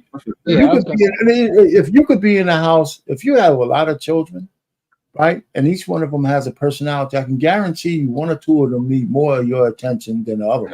That's a fact. That's a fact. And the fact is that sometimes you pick up on it, even if you're in a house, or you don't. So what I'm saying is, if you have to work for a living, and the only thing I'll give you about being in a home with your kids, whether you see them all the time, is the serendipity of catching things at the moment. That's important. I'm not saying it's not, but some of those things could be small. Most of them will be small things, but very few of them are things that will manifest themselves until your kid becomes a serial killer that you missed. You know what I'm saying? So all I'm just trying to say is, even if you're in a household and you got 5 or 6 kids, I can guarantee you one of those kids is not getting the kind of attention they actually crave, unless you're really in tune to it. and then you have to change and make adjustments, and then you have a kid who won't need you to even be around. Hey, you know what, Pops? What's going on? Or, girl, I just need this attention. You take care of it. That kid's okay. It's only problem is when you start assuming one kid needs something and they need the opposite. There's all kinds of ways to do all this stuff. But the only problem I have, Precious, because I do understand where the women are trying to come from, but the smoke for these two guys is so disingenuous when we have a whole community of women just having feral kids like in a goddamn forest. Feral. We're now here trying to bring these two guys who could actually afford what they're doing. I can't take it. Okay. You're right. Literally like in the forest with hair. Not feral kids. That's crazy. I want to say one last thing. And who have what we call in quote unquote unbroken homes, because they have a mother and a father, but they still have the mentality of a 304. That's what breaks the home. It's not the circumstances that break the home. It's the mentality that breaks the home. Exactly. We don't ever touch on the mentality of the broken homes and wonder why we continue to be confused on what a broken home is. And Sean, I was just going to second that, and that was the last part I was going to say about this, is that I watch a true crime series. So all these are white-collar crimes, or probably about 80% of them. And I want to say about 60% of the stories, it was a mom and a dad in the home, but the dynamic was so toxic that it created it. So on the outside, it would have appeared to have been that. So when we have the definition of broken home, it should really come to the quality of relational dynamics that exist within that household between the mom, the dad, and also the kids. So I don't think it should have to come down to how much perceived time should be given or how much all that should be with. At the end of the day, how well is that child and is that unit displaying an example of what health looks like? And to be honest, all the things that we see thus far, it looks pretty healthy to me, or healthier than anything that we usually see. And mind you, I've been in a household when I've had a parent there, and it wasn't always good when it was both parents there, because the dynamic just wasn't cool, because multiple things. And then I've also been there when they've been single, and sometimes it was even better when it was just a single situation, even though we did have fun times, don't get me wrong. It was like the dynamic wasn't always the best, even though it looked ideal, and we did have those moments. And so I think it really should just be about, how's the dynamic look, and is that going to give an example of what I should be expecting in a relationship, as opposed to we have the idea, or the American, the 2.6 kids and all that other kind of stuff, but it's broken on the inside. That's a broken home to me. I would agree with that. I definitely agree that it does. The quality of the people having the children matters. It definitely does. Because ideally you would want people who love each other, who want to multiply, right? So I do agree with that. There are a lot of homes that are 2-parent homes that aren't the best. So I also agree with that. We're going to just keep going on with the video here and then get to the next topic. Nick. I disagree. Yes. Times have I been manipulative and prey on certain things? Yes, because I'm a man. Right. And but not all men do that. We don't want to blanket all men. And all I will men take do advantage. not prey and manipulate. Not all men. First of all humans prey and manipulate, but in a man in a relationship, not in a praying way. If I see that I can say, okay, I feel like I need this and this person has this, I'm gonna do and say whatever I need to do to get that. But Nick, again, law of attraction. We attract who we are despite of who we think we are. You used the word, you said women who are equally yoked to you. Yeah. Equally yoked comes in many different facets. 100%. Balance, if anything. They have been equally yoked to your low functioning dysfunction that you have learned to survive in. Because I use my tools to because first of all, you're acting as if I'm entering every scenario with the full me, and we all, every time someone meets someone, you're meeting their representative. I know how to turn on the perfect man. So he knows how to turn on the perfect man. He says every time you meet someone, you're meeting the representative. So is Nick Cannon showing women his representative, or is it just Word salad. And he said that everybody shows their representative, right? Everybody. He didn't just say him, man. He said him specifically, but he's being general also. I mean, when you first meet a person, how many people don't show their representative until you peel back the onion, right? I mean, we have a whole class of women that we don't even know what they look like. We have millions of women out there. We don't know what they naturally look like, and they'll fight you tooth and nail not to show you. I mean, come on. And then men might put their best foot forward. I mean, I actually had a conversation with my wife about. She's my fiance at the time, and we got into a little bit of something. She says, "Well, you're being so raw. I had to learn a few things." But she says, "I'm putting my best foot forward. I'm showing you my best side." And then she understood when I told her, "I don't want to see your best side. I want to see you when your feet stink. I want to know whether I can be with you.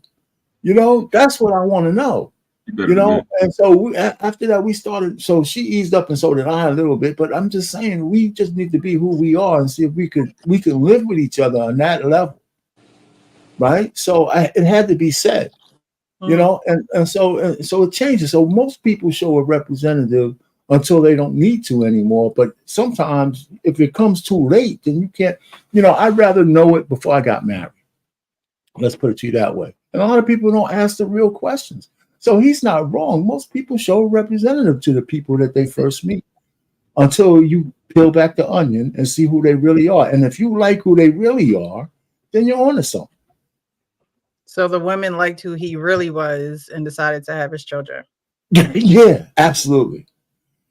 Absolutely. Mm-hmm. Why would they do it? These women actually, some of these women actually had lives before they met Nick Cannon. Some of them had a little bit of means. They weren't rich, but they weren't like bum chicks off the street working at Chick-fil-A. So they had to make decisions. One of them was married to John Manziel, a football player, right? And they broke up. They didn't have no kids, but she obviously has some means. So she made a conscious decision that she wanted to give Nick Cannon a baby. Nick Cannon, who's hard for him to hide anyway. He's all over the place. It's hard for you not to know what kind of man he is. He's everywhere. So anyway, that's that. I mute my mic. I mean, I really feel good being a male advocate. I really do feel good about that. Everything that you want in a man and show you that. I can open the doors, lay down the cloak, send the jet, do it all to be like, oh my goodness. I've never. And then Toxic Nick shows up. Toxic Nick. Why you stop it there? She's fired. Just like y'all hold us accountable, we gotta hold y'all accountable. He didn't finish. So why you stop it there? You didn't let him finish. He didn't explain the context in which Toxic Nick showed. I cannot believe tonight. I'm gonna have to clock this one. This is what I'm saying. That's what I'm saying. He's saying Toxic Nick show up. Holding Nick accountable at all. I don't care how much money Nick has, and his words are his words. Like someone said in the comments, he was speaking his truth throughout this whole conversation for 100 or an hour and 29 minutes. We have been talking about things referring to Nick Cannon and excusing everything about Nick Cannon because he has money. No. No. What it is, Precious, is that you said his words are his words. Okay, but there's a lot of people who have words, and if we're gonna go on words, then let's listen to the words of women. But we don't do that as much as we can or should. But let's go on his actions. His actions and his words sometimes contradict each other. And which one are we to hold the most value in? His actions of him taking care of all of his children, taking care of their mothers in these multiple relationships, or his words on what he's saying and entertaining people with? And Precious, and going back to words, is that people what you think he do, what you don't see him do. You like you said, right. You don't hear the woman speaking because I'm pretty sure they signed NDAs, and so they're not going to speak. But we're talking about this video, and I'm not saying that the interviewer was right because high functioning, I don't agree with that. But I've also when I had say toxic, sorry. accountable. Go ahead. So when people are using words, sometimes, like I said, sometimes it's hyperbolic. Like, I don't think that there's any part of Nick Cannon that when you say toxic, like, I think he's saying that the lesser parts or the lower vibrational parts of him, which we all have, when he's saying toxic, I don't think he's saying I'm coming out here, it's white beaters slapping women, and I don't think that's not what I hear when I'm hearing him say toxic. So it's not about defending him. It's about I'll give a perfect example. Sometimes people aren't good with using words. My son, he was 2 years old, and he came up to me and he said, "Daddy, my penis is growing." And so he said that to me. Listen, but I knew he was talking about an erection. He doesn't have the words for it. So when he's saying toxic, I know he's not talking about a nefarious thing. I just saying he's talking about the lower parts of him. You're going to see that, the ugly side. I have ugly sides, not a lot of it, hopefully, but we all have like parts of us that are a little bit lower function. But Precious didn't ever finish because he's using a hypothetical by saying when a toxic Nick comes out. Is what he says after that. He's using a hypothetical. That round table that Nick Cannon sat at, he talked about being hurt and becoming this toxic man. Right. But all the other guys at the table agreed with him. When we get hurt, we not buying the roses no more. We not doing all that. Now we turning into the bad boys that don't care, that just do what we want, that makes us harden our hearts. I'm not here. We harden our hearts, and he used the word toxic. Hey, listen, if you ever had your heart broken as a guy, I mean, we manifest ourselves. We know for the next time I'm gonna have my heart a little bit more hardened to the things that made me a puppy dog or my nose broken open. Actually, it was a woman who taught me the best lesson I ever learned almost 50 years ago. She told me, listen, you know what? Because we were talking about my relationship. I must have been crying on her shoulder like a simp back then. I was 19. And she said, listen, if you got a girlfriend, the only control she has over you is what's between her legs. You lose yourself to that, you've lost as a man. I've never forgotten that. Right? So I just had to because most men, who lose it over the box, they lose that's the only power a woman has over a man. That's it. They don't have no other power than that. So it's what you give up. So you harden your heart after you get your heart broken. Now, doesn't mean you have to be toxic. He used the word toxic. I'll give it to him. I would have not used that word. So everybody goes through their little bit of rage until you get it together and you ease up, and then you go in with your head and your eyes open and your heart a little bit more hardened, but your eyes open to know what kind of relationship you're getting in. It's just a natural progression of things. It really is. And the men who get stuck there, I pity them. But for the most part, most men get over it. Every man I talk to has been through a time where their woman broke their hearts. And these guys a lot of these guys are married now. Yeah. So it's something you get over.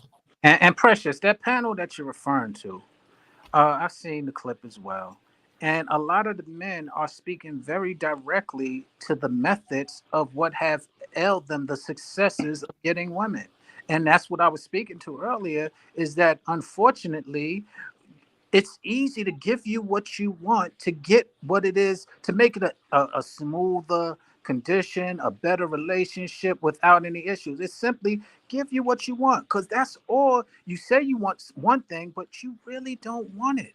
Because when we give you what you need or what you are asking for, it doesn't come out in a favorable manner. And so that's what comes up. And what comes out of that is a person who identifies that. And when that person is starting to do what it is just so that it can run smoother, it's now called toxic. Because again, that's the definition of what toxic is being manipulative. But basically, what if you're being if you're just trying to be cordial, and you identify that the person that you're speaking to, as you said earlier, can't take it in certain ways, so you're giving it to them the way that they can take it, because that's what they asked for. As we discussed earlier, you asked for that, we give you what you asked for, but yet the problem still exists. But yet we still go through the same changes, yet we still go through the same issues, because it ain't about resolving the problem. It's about resolving you getting what you want to feel happy. Not getting what you need to be complete and to be balanced, but giving you what you want to feel happy. And this is what men resort to. And when they resort to that, because sometimes it's manipulative, it ain't true, it ain't honest, it ain't transparent, and it ain't open. They do exactly what it is, and then that's what is described as toxic. The only reason Nick Cannon, we even having this question about Nick Cannon being toxic, is because he has more than one woman, and women don't like that. That's a fact. They like it when they do it though. Right. But when the girl got more, oh girl, do what you want to. But when a man got it, that's why we're having this conversation and defining it as toxic. And I think that's a disingenuous definition. No, he used toxic.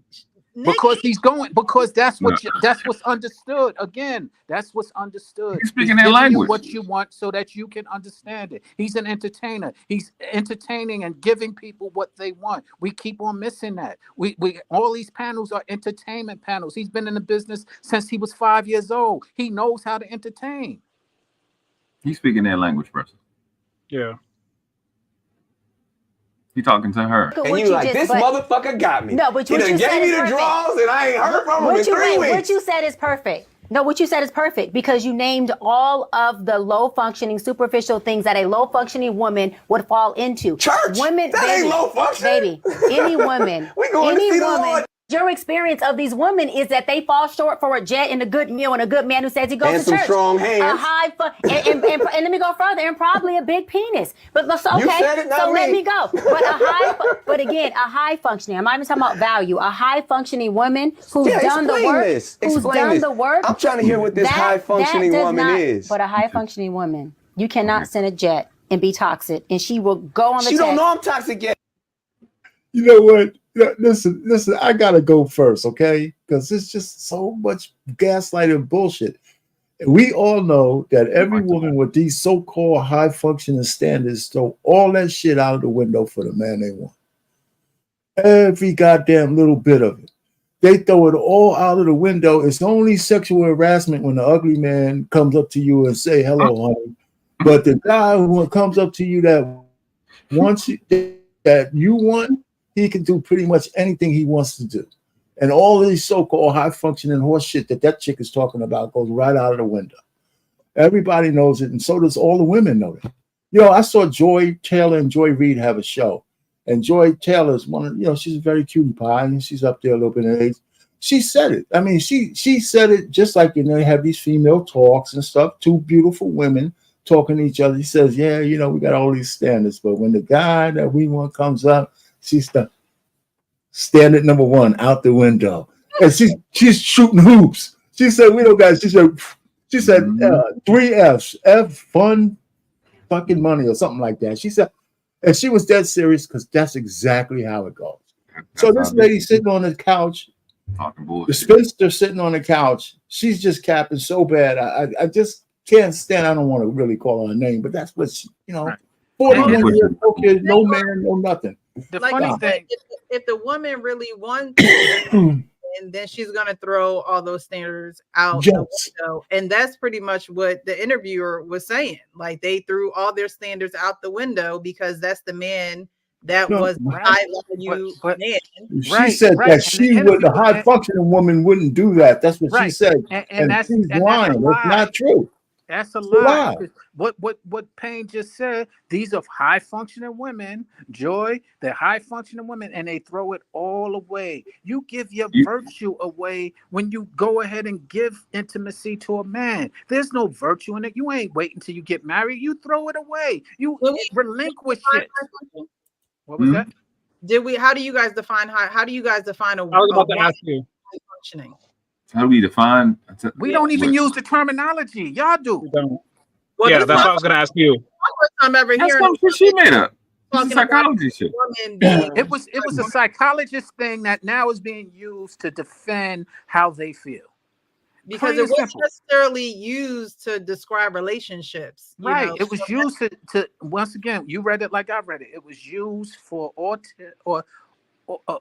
children with autism. Right. Mm-hmm. And how they can function even though they had that disability.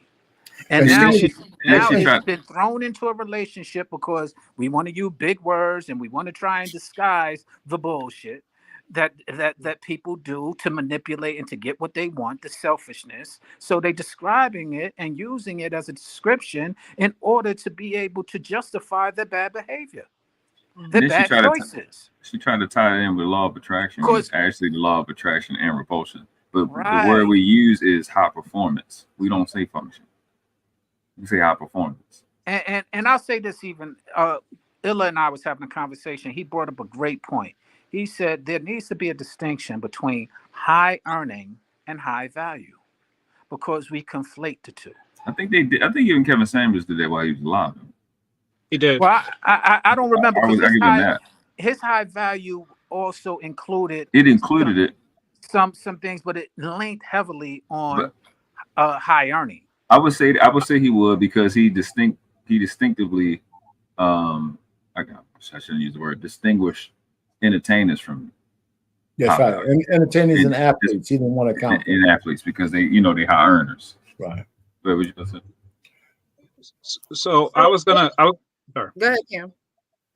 Oh no. So just like they said, is that like words are important and definitions are important. So going back to like when he said high value versus high earners, is that automatically, though he defined it like when Kevin Samuels, he literally defined the classification of men, and it had a lot of social maturity ramifications to it, and money was just a part of it. But because most of the women that were coming and calling him, in their mind, they've never even seen success. So for them, the money, I saw that much money, so it must automatically go to that. So when she was using the high functioning, and that's why I was going to ask you before we got into anything, it's like, what did you call high functioning? But you just already addressed it. Is that, to me, high functioning has everything to do, maybe because she's a psychologist and she was trying to, like you said, Sean said, hide the BS. It's like, no, like we all kind of do the same basic thing. Some of us may have higher morality or ethics or values when it comes to certain things. We might be a little bit more prudent, but I think like when you say a low functioning person, I really think about like actual mental retardation or like something to that effect, She's solely saying low functioning because multiple women gave Nick Cannon a baby. And that she's high functioning because she got the 41 without one. Now, there's some merit to not just having strange babies, but would she call Ebony K. Williams a low functioning woman? Would she call Ebony K. Williams a low functioning woman? Would she? That's what I'm saying. I would, if I was sitting down with Nick Cannon, is Ebony K. Williams a low functioning woman because she wanted a baby out of wedlock because she doesn't know how to cleave to a man, pretty much. Because she said the man she call her a low functioning woman. I think when she was speaking in this terms, and she kind of used it was one short sentence, but she said the woman who do the work, meaning that a woman is not going to fall for your manipulation and your trickery as quick as a low functioning woman. You know what, man? We need to clip this, just like you need to clip this one of us. We need to clip it of you too. No. I'm not agreeing with what she said, but I'm telling you what she was getting to when she was talking about high functioning versus low functioning. Being fixed. If a man who had the means that she felt was attractive came into play and wanted her, all of this will be out the window according to whatever rules he presents. Did she say she did already in her life? Did she say that? I think she mentioned that. Yeah. Because she said back when she was low function. It might have been even the Cam shit, right? It could have been that other. Feels that because she's educated, she's high functioning. Yeah, well, she turned down a few proposals, but the fact is, like, if she was high functioning, the only men that she would have been dealing with to get to that level where they would propose her would be high functioning men. You'd have to assume that. She turned them down because she thinks she can get better. And now the door, the light of the menopause door is cracked open. And it's shining through. It might not be completely there yet, but it's shining through. It's there. This shit just pissing me off, right? Is that this is supposed to be predicated on monogamy being the standard, but the problem with that is the word has a meaning, right? It's supposed to be her standard, but the word has a meaning, and it don't mean what you feel or what you've been getting away with. Monogamy means to marry once in a lifetime. Right. You don't have a motherfucking choice on what it means. You don't have a right to have a feeling about it because it was alive and it existed in the 1610s. This country isn't even older than the word. It means to marry once in a lifetime. So if she was a hoe in her 20s, you don't even qualify for it now. But then for you to sit your goofy ass on in front of this man and say that he's low functioning and the women is low functioning when you did the same shit and you no longer qualify for it, it's a bunch of bullshit. It's bullshit. Right. I think she's trying to set the bar high for herself. For her imagination. Right. So, it's like I'm up here now. And if you want to be with me, you got to be up here with me. And like you said, when you have done those things in your life, you can't really say that you're up there. Now you can improve, you can change your life around in some type of way, but the facts still remain that you did what you did, and we shouldn't be held or pinned to the cross of our past. But at the same time, the results are the results. So, well, what's interesting, and I just this Dr. Bryant was pointed out to me when through the Cam Newton interview. The difference in appearance from Cam versus Nick. Cam being a potential person that she can get with, Nick being a person that she's not interested in because it's a friend. And if you saw her in Cam's interview, she was adjusting her top pretty often. Her cleavage was pretty pretty functional. Pretty high functioning. High functioning is wild. High functioning cleavage. Yeah, it was high functioning cleavage. And then her words, if you continue on, she kind of admitted that she will take an opportunity or might be an opportunist. And Cam is like, you are the exact woman that I'm speaking of why I don't want to get married. And she's presenting it in this scenario as well with Nick. Now that I'm looking at this Nick interview, and Nick is kind of saying, you are the exact woman, but you're my friend, so I ain't gonna blow you up like that I'm talking about. Why there is a toxic Nick? Because of you. Yeah. I hear you, but you shouldn't be toxic because of somebody else. That's your opinion from the standpoint of a person. That's your opinion from the standpoint of a person who has not been very untoxic to a woman and have gotten the results of that woman. Again, it's not just me. It's not just I never seen this person before. No, what I'm saying is that the results in that panel that you're talking about, that you said Nick was on, all of the panelists said, yeah, when we are this way, quote unquote toxic, we get more out of women. Right, but okay, so to me is I can't wrap my head around when we are this way, we get more out of women. I understand it. However, you get more out of women, don't want to marry them. There's more women than men. And then when women want to get married and point to y'all as being the leaders that can't be depended on in a certain way. You have all this money, you can dish out all this money, but you can't really be in a relationship because you hurt. No, because hurt is we beyond hurt. We just relationship also. They are in relationships though. What it is we just don't trust you guys because you talk one way and do something. Well, how are women are supposed to trust men when you're being? I agree. I wholeheartedly agree. But the problem is we continue to ignore it and we continue to work in these dysfunctional ways. So who's the real leader here? Again, I disagree. You only can be a leader when you have followers. If you ain't following the leader, you can't be a leader. So what are the men doing? If they're what they want because they've been hurt, what are they doing? What lead are they taking? Now that they know how to make you follow by giving you what you want, and that's what they're doing. No, but who's really following it when you're not following a certain order as a man? What it is we're not following where we should be if we're talking morally. But the point is, at this point, you're not following morally, so it really doesn't matter. No, it does matter. It does matter. So Because if the man ain't leading, the woman ain't leading, then the society really is going to hell in a handbasket. Why would you say the men not leading? Okay.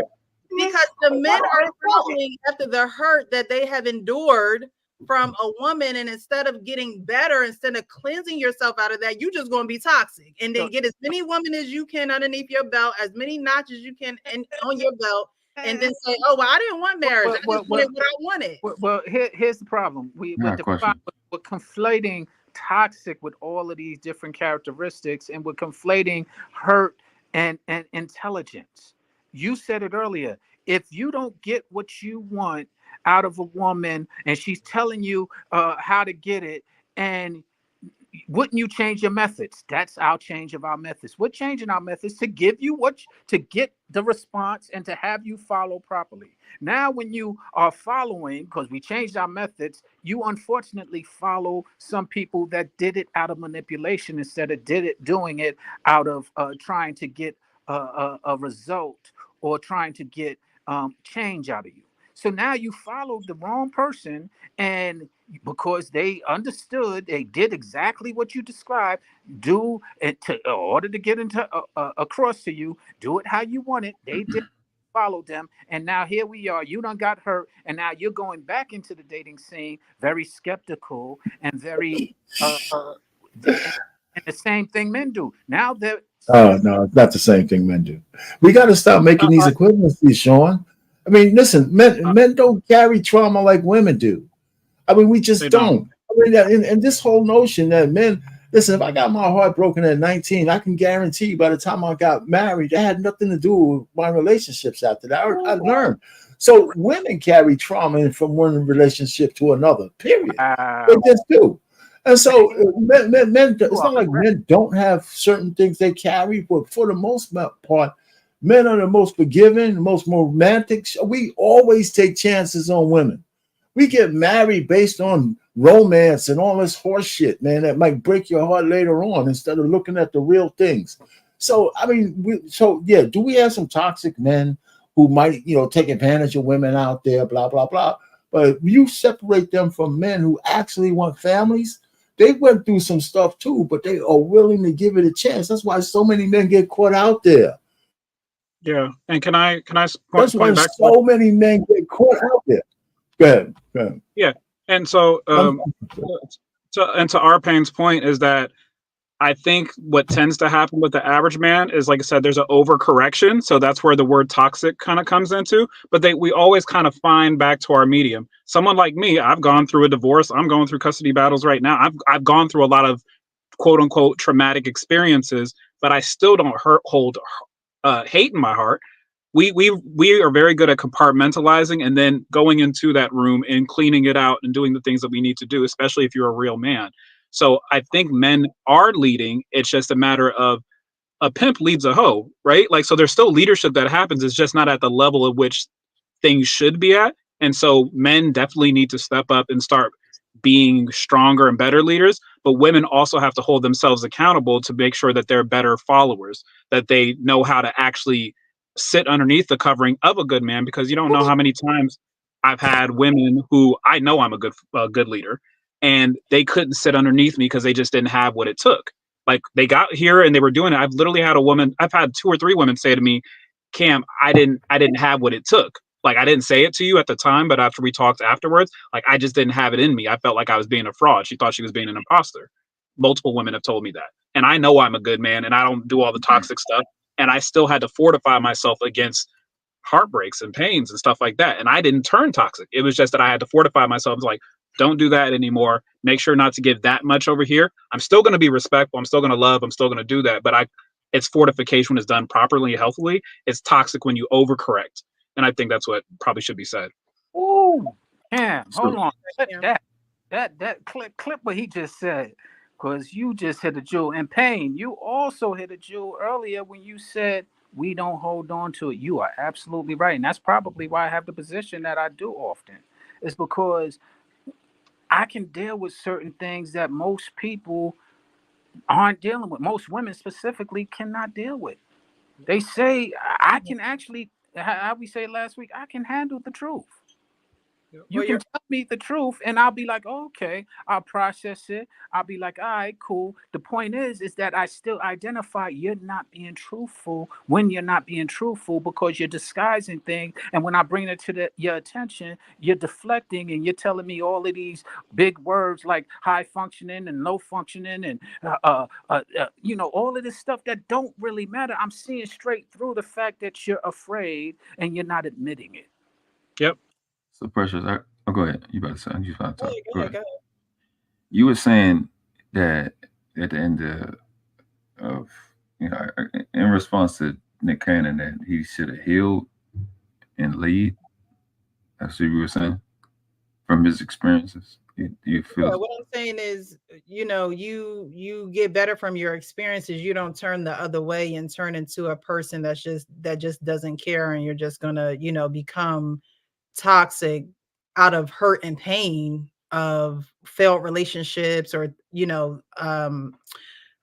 was talking about it, our pain, or maybe Sean talking about him being married to Mariah. Well, he wanted to do it the right way and things of that nature. If you wanted to do it the right way, you would do it the right way no matter what failed. Period. If you wanted to do it the right way, you would get on the right course of doing it the right way. Well, the point is, Precious, what happened and what I think happened specifically, he might have said it is why I got it in my mind. He changed his mind on what the definition of the right way is. He was following societal right way. He is now following Nick Cannon's right way. He is now following Nick Cannon's right way. He's no longer following society's right way, or he was biblical. He's no longer following religious right ways. He's following Nick Cannon's right way. And after all of his experiences, this is what he is comfortable with. And the funny thing is, most of us, as we said earlier, do follow our own right way. And then, what was that? I'm not. I mean, that's a moral scenario, and I can't argue that because I'm a Christian as well. So I can't argue that. What was that? I said you can argue that if you claim to be a Christian. No, well, most people's personal truth. Most people's personal truth is wrong because they're dumb and they're ignorant. They don't know what the fuck they're doing. To be honest with you, the reason why I can't argue with it because at that point I'm downplaying or disregarding what they believe, and it becomes an unbalanced conversation. So I have to be able to respect, even though I don't agree or I don't believe the same thing. I have to be able to respect it, and often we don't respect. But as a Christian, do you say it? It's not, you don't have to disagree. I mean, you don't have to be belittling or putting down someone's belief or things of that nature. But if you stand by and not say anything, it's almost as though you believe the same thing as they do. Well, the whole thing is, if I say it and they don't believe it, it'll be like speaking a language and they don't understand it. So what's the point? Because you can be the person to plant a seed, even if they don't believe it right then and there. If they speak a different language, no seed is being planted. I have to speak their language. If someone says "Hola" around me long enough, I'm gonna be saying "Hola," and I know that "Hola" means hello. You might pick that up. You might think "Hola" means something different. The point is, you have to understand it regardless. And if "Hola," because if you go to say "Hola" somewhere else outside of Spanish, "Hola" doesn't mean hello. So can I, if I can tag with that real thing with Sean. So honestly, I think the readjustment came in Nick's mind is that ultimately the point and the purpose of marriage is to reproduce as far as a more perfect union to show a particular example. And so with that being the purpose, the spirit of the law of everything, if you understand the spirit of the law, he had to sit back and think, is me being married underneath the state of California and doing things this particular way going to produce the type of results that I believe what marriage stands for? And so he had to reassess what's truly important. It's creating good, beautiful kids and having good, beautiful unions and relationships. And that's really what he did, is he reassessed how I go about creating that picture or that example, that perfect and divine example. And I think that's why I have to respect it, is because people by their fruits. So if I see a happy family and I see people together and I see it done in this particular capacity and way, I can't say anything against that because the spirit of the law was to produce that. And so I think that's what Nick Cannon did. You're doing it again. We need to clip that too. Covering is one of the words that you didn't use, and that's what he understood differently. And being a Christian man, which he was, and probably still is, he just is interpreting the Bible differently than this country has been interpreting it, than our religion doctrines. Precious as well. Nah, Nick then came on. I hear that and I understand that, but that's exactly the interpretation is really what matters. And unfortunately, our interpretations get skewed at times, get skewed with our feelings, get conflated with our feelings, and get conflated with society norm. And we miss the actual interpretation when we read scripture, not when we hear about scripture through our pastors, not when we hear about scriptures through societal norms, but when we actually read it, interpret it, and trying to define it, you will see what Cam just said is really the root of the principles of the scriptures when it comes to marriage. Well, let's put it this way: we could leave. We could keep this in the secular. We could keep this in the secular realm. The truth of the matter is, he's not redefining anything biblical. He's just redefining relationships, and and relationships are fluid. There's no social constructs on how relationships are. So whatever NDAs or whatever relationship he has with those women is something that's legitimate to them, and we're trying to put all this other horse shit on top of it. And first of all, it's not fair to make him or Cam Newton the tip of the spear when they're just part of the environment. And the environment in the West has been trending like that for decades. Right? Marriage is down. People don't want to be married. And not just men. Women don't want to be married because they want to have as much penis as they can. Men don't want to be married because men don't want to be married because we lose everything. So there you have it. I mean, it's no more complicated than that because men will marry women. If those laws change tomorrow, no fault divorce was going, and a man could leave his relationship with his Johnson intact, so he could eat and stop being out on the street with signs, "I work for food," they'll probably get married. Our pain. Listen, the shit that pisses me off again, right? Is that they have this thing called sologamy. Sologamy? No, I never heard of that. Oh, I think I heard of that. Yeah, the chicks is marrying themselves. They throwing surprise engagements and acting surprised. They set it up and then they acting surprised. Like marriage to them is an event. It's a consumerist. They don't give a shit about real marriage. They just want, I don't know, to be the center of attention and shit. So we're gonna hop over just to one more. Okay, this is good. Sorry, Precious. 2 hours on Precious. I've never seen this. Because you know what, I have these men's panels to give the men's perspective, and on this topic, I personally, as the woman on the panel, feel like, there is no, Nick Cannon has his babies and things. He's trying to recreate relationships and things of that nature. But when do you, as a man, hold another man accountable? It's nothing to hold him accountable for. I don't see. What he doing is the original marriage. Marriage means to give off. Let's answer the question. Hey, from what standpoint? Hold on, the words that he's saying in this interview, right? Because y'all keep saying, "Oh, well, he meant to say this, and he didn't have the words for this," and So the exact words that he's using in this interview, as far as preying on women, being manipulative, being toxic, these are his words. Okay. We can say, well, he didn't mean toxic. He just meant low vibrational. I didn't say that. It was his words. You're absolutely I'm not talking about anything in specific that you said. I'm just saying the overall. Has been said. Well, okay. So can we separate issues, though, Precious? To answer your question, I said that he used those words, but let's separate it out because I think we're trying to tie his words to the fact that he has these women, these multiple women. I don't think those two are connected. He had a conversation with this woman about him being toxic and all the kind of stuff, but I don't think that extends to these women that he's with. Then who does so when we try, did he get pregnant?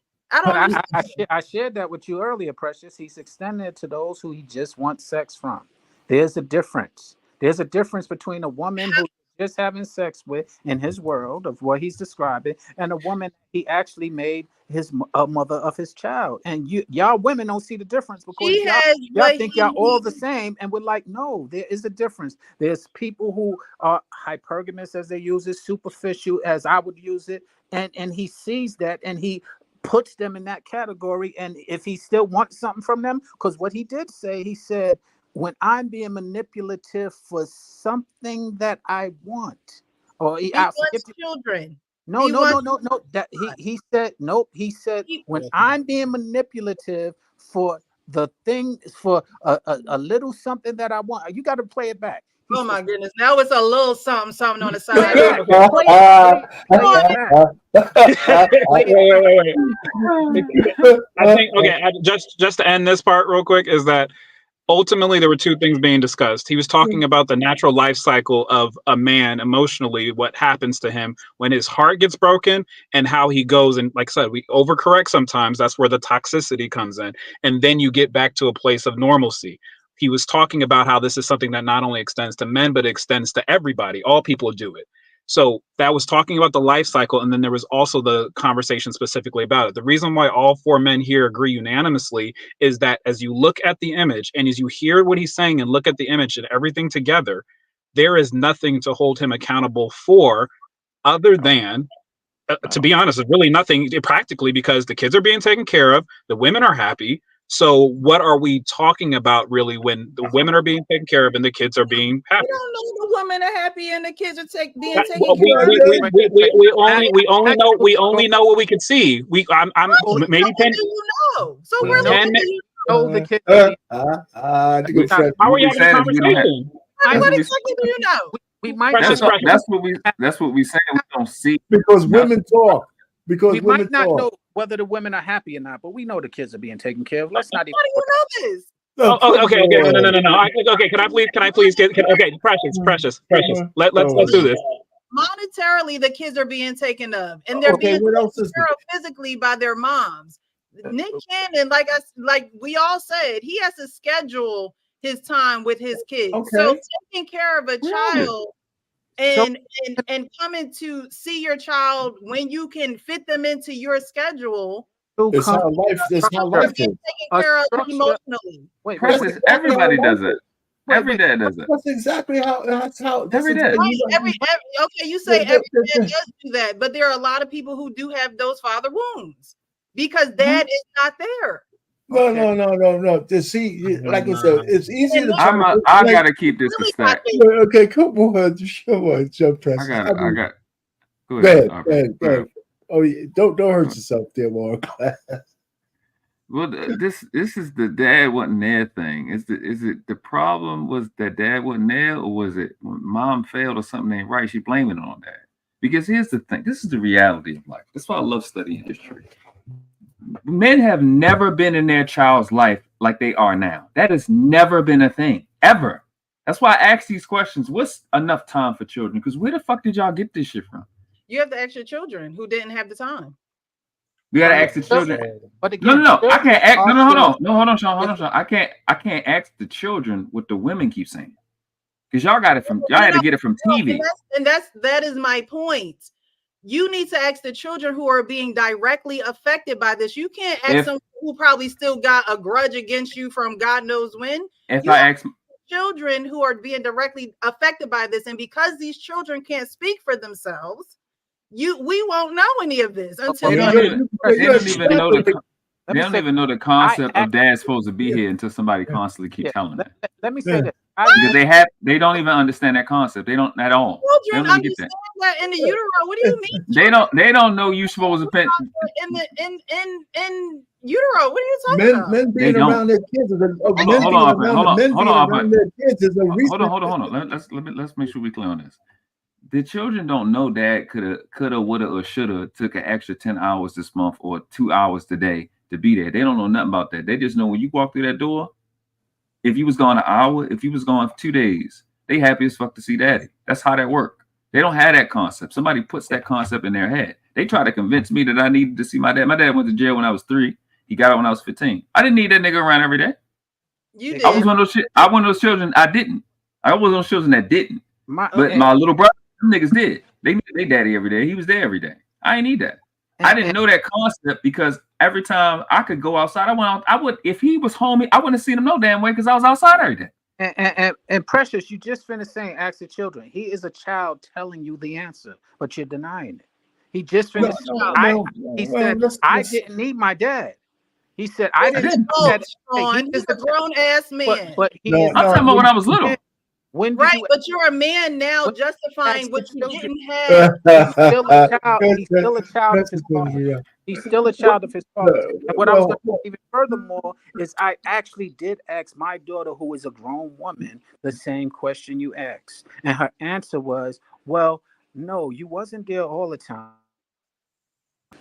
You went out. Hey, listen, I do, there's plenty of stories like that, though. Me and my brother, my father, when my mom passed away, my aunt, his sister became my guardian. I only saw him like once every other month. He was working 16 hours a day in Harlem and everything else. I was in the Bronx. It impacted my brother more than it impacted me. I didn't have no issue with only seeing him once in a while. I was with my cousins and everybody else in the house. So it really didn't trip me out. So when he got remarried, he moved down the block because my stepmother, a beautiful lady, got a brother and sister. I used to go down there every so often and hang out with her because she cooked like crazy, right? And I hung out with her, but I can't remember having a dinner at his table at the new house. It was just right down the block. And I was 14 years old. I didn't need that. Right. I saw him when I wanted to see him now because he was living close by. I went down the house, hung out maybe a Sunday or two. But, so everybody needs something different. But I wouldn't say he was a bad father, right? Because he came over and he gave my aunt the money he took to put me through Catholic school and everything else. So, listen, the time these guys spend with these kids is the time that they need. The time that Cam Newton and this guy spends with their kids is actually the time they need, and it's the time they agree to with those mothers. And everybody on the outside trying to make it more than it is, it's just as bad as speculation as me just saying what I just said. If you want to go negative, then you're right. If you want to go the way I see it, then I'm right. But neither one of us are completely right because we're not in the house. There's no accountability to say. Unless we're saying they should be married with only one wife and those kids. And that is not the social constructs that we live by these days. And they can't be at the tip of the spear blaming things on them like that. Men have never been in children's lives like that, like they have this last 100 years. That has never been a thing. Yeah, never been a thing, ever. We've been in our children's lives more these last 100 years. And you're not about to sit, nobody's going to sit and tell me that niggas was in their children's lives with fucking steam engines and horses like they are now. You can get private jets, you got trains, we got cars that can go 200 miles an hour. You was in our children's lives like that when these niggas had to walk 15 miles to go to work and then 15 miles back? Hell no. This shit y'all making up. Yeah. And y'all making it up. It's not real. And what's interesting about it is I didn't even realize until he just said that a lot of it is becoming a narrative. And speaking for the children is what a lot of women are doing. Exactly. And not even recognizing when they're doing it. But if you ask these same goddamn mothers, what is their baby dream? They couldn't fucking tell you. I swear to God, go talk to another 100 children. Go ask them what their baby dream is, and the motherfuckers don't know. And the last, or even further, ask them how to get to that dream. They don't know. They definitely know that. But a lot of times, you're telling the baby that the dad supposed to be here 100 hours a day. Yo, so. Well, but let me ask you. So Precious, you said you had another piece to this thing, and I hear you. It'd be nice to hit that. On to the next video. Yeah, I mean that's what I'm saying. That we got another video. I would say we have to take. But we ain't gonna get to a conclusion on this one. But I understand where you're coming from. But I think one of the women's problems out there, not just you, Precious, anybody else, I think that women have this, especially Black women. They've been in so long and so many decades, they've been trying to control what men do. And they're starting to see that shit crumble. It's starting to crumble the way it's supposed to be. Amen. That's what's happening. Amen. Because this whole notion about this woman sitting on a bench telling he's low vibration because he got a couple of kids out of wedlock when millions of Black women do. And he's a low functioning one, the guy who could afford it. You know, and a guy who, by all rights, I think is taking care of his children. You know, so I'm just saying the control is slipping when men decide to say, just like with this election. I don't want to go down there when the black men are saying we're not voting for this chick. There's nothing in it for. Please don't go down that. So the point is that men are starting to say, yo, wait a minute. This thing has been upside down for too long, and it's time to put it right side up. And that doesn't mean we don't love our sisters, but let us do you a favor and bring back the natural order of things. How about that? Right. We have given things. That's right. The natural order of things. Precious. Yes. What is the natural order of things? That men lead from the front. That men what? Lead from the front. And we just leave from the whatever. front. Make up your own rules. No. See, what rules you follow them? What's the order? What's the order? We leave from the front, and we stop listening to y'all telling us what to do. Lord Jesus, the helpmate no longer a helpmate. So what do y'all? No, don't move the goalpost. No, don't do that. Don't do that. Y'all want to listen to the helpmate. Somebody said earlier. Somebody said earlier. We listen to the helpmate. Somebody said it earlier. Learn how to follow. Learn how to lead. Learn how to lead. No. Okay, listen. If you follow, you know where you're being led to. You'll know the quality of a leader by his followers. No, that's not true. No, I totally disagree with that. Yeah, there's a lot of popular people who don't know how to lead. They got a lot of followers. Go look on social media. 100%. And the ones who do know how to lead don't have followers? Very often, a lot less. And go identify them in children's classrooms. Go identify them in coaches on football teams. They don't have a lot of followers. Precious. Real leaders produce leaders. Real leaders produce leaders. Yeah, I like that. We produce leaders. People that don't need me. I don't need to keep talking to you every damn day. You need to go be able to do it your damn self. Yep. You know them by their fruits. I like how you said that. Real leaders produce leaders. Okay, well, where y'all leading us to more broken homes?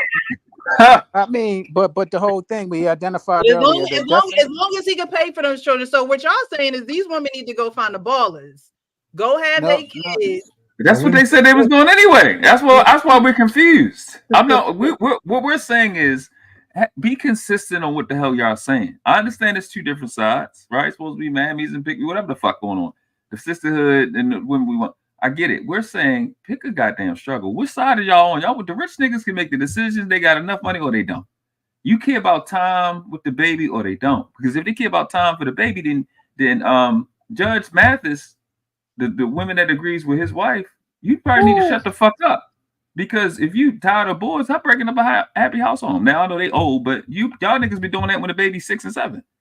You leaving because you tired or you need some more attention. You care about broken homes, then mess. Your happiness mean more than the broken homes. The same people, you know we was here this whole time, then, right? So your happiness have meant more in going on trips and shit meant more than the broken homes. So don't bring the bullshit up now. We just want you to pick a strap. That's all. I sit down with Tia Mowry giving her a lesson. That's a fact. Good shit. Exactly. Where's this doctor sitting down with Tia Mowry calling her low vibration? Exactly. Right? Every woman petted her on the back saying, yeah, let's graduate from this nigga, man. The guy is innocent. Remy Ma. I mean, come on, break the family because I want some penis from some guy with grill in his teeth. You know, I mean, come on. You know, listen, men have been taking so much. I mean, you know what, man? It's just time for it to be over. It's just time for it to be over. Precious, you have to clip this out. There's been too many good moments. Sorry. She is bad with us. I'm not mad at y'all. I'm a little disappointed, just a little bit, because I want to know where this new order going. I mean, I feel as though God already set the order. So if you're not going to set it straight in that way, I don't care where y'all going. Like, I'm not following a man who's like, I have my own order and I'm just going to do what I want to do. If you don't have a leader, how can you expect to be a leader and have anybody follow you? Listen, nobody said that, you know, men being back in the natural order things is God's order. He put the natural order of things in. Amen. Women have been going against that forever. So if we say God, man, woman, and child, right? Let's just say that's the order he put it in. It's not us who's changed that order. We failed from the standpoint we allowed the West to change the natural order of things by laws and everything else. So when I say we need to put it back into the natural order of things, that's what I'm talking about. Right? So if we say so even the religious men who are supposed to understand the order, they gave away their churches. Yep. To disorder. Yep. You know, I mean, it's so I'm just saying that men have acquiesced just too much, and it's destroyed our society. We got to take a hit for that. And you know, when I say we, I'm really saying the white man, because we wouldn't have let that happen. I think as black men, if we were in charge, right? We weren't in America. We're not. It's the whole West. The whole West have acquiesced what it means to be men in charge to all this horseshit. I mean, if you look at the laws in Europe, you look at the laws in Canada, and all these so-called Western societies, they're all promoting femalehood over manhood. At every level, schools, everywhere else, and it's been destructive. It's been destructive, and you know what? I mean, but not because women are bad. It's because it's outside of the natural order of things. Yeah, 100%. You know, so we take a hit for allowing that to happen. I don't see how a law like no fault divorce could ever get put on the books. It sounds simple, but when a person can walk away with a bag, they're going to walk away with a bag for any reason. Yeah, I still love you, honey, but the bag looks pretty good. God damn it! You know what I'm saying? You know, just take this L. You know, hopefully you'll land on your feet. All right, go ahead, Preston. Play your video for you, because my bad. Let's move on, Preston. And how his time away from the home has landed him on his way to divorce court. I don't well, no, she filed no, she didn't file the paperwork yet. It's just separated at this point. He just opened But I'm gonna play this clip, and then we're gonna get into this 1% of Jordan and no complaints that Sean was talking about earlier. Yeah. How are you today, man? I'm good. How you doing? I'm doing all right. I want to. I'm not good. Rather, it's the worst days of my life. How about that? Okay. Well, I'm sorry to hear that. I wanted to ask you, with news of the separation, how are you holding up? Not holding up very well. I would say the other man. Maybe I'll be an example for other men. Cautionary tale. Don't neglect your wife. You see how me at the airport now, flying out, as I have for 40 or for 25 years. My wife has been third, serving the community, taping my show, having fun with friends. That's what happens, guys. Never be too busy or never have too much fun beyond your wife. So I do want to ask, the date of separation is listed back to July 17th. Has this been coming for some time now, or was it something out the blue? Well, ever since we started taping here in LA, I committed to staying home more and making my wife more of a priority. But as you see, I haven't. I'm still here on the road, doing the same thing. And in terms of going out into another city. But I was gone for 3 weeks. That's what July 17th meant. Would you say you two are in a good place right now, or able to maintain a friendship? Or oh yeah, we're still in the same house and we're maintaining a friendship.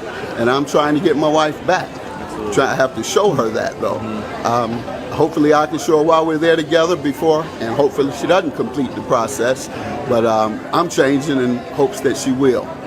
I'm gonna get my wife back. How about that? Absolutely. I just wanted to eliminate all the rumors too, that it's something about a baby or even me molesting a child. It's none of that. I've just told you what it is. There were also, kind of some rumors of any infidelity. Did you want to clear that up at all? You say it's solely neglect. Well, neglect can create suspicion, certainly. And if you're gone as much as I am, you have every right to suspect. You go to work, you go serving the community around the country, then you go with your guys to sporting events around the country, you go to other events without your wife hanging with you and enjoying herself with you. And so, yeah, she would have a right to suspect infidelity. But there was none of that going on. That's not the purpose. That's not the reason for this. I don't like that.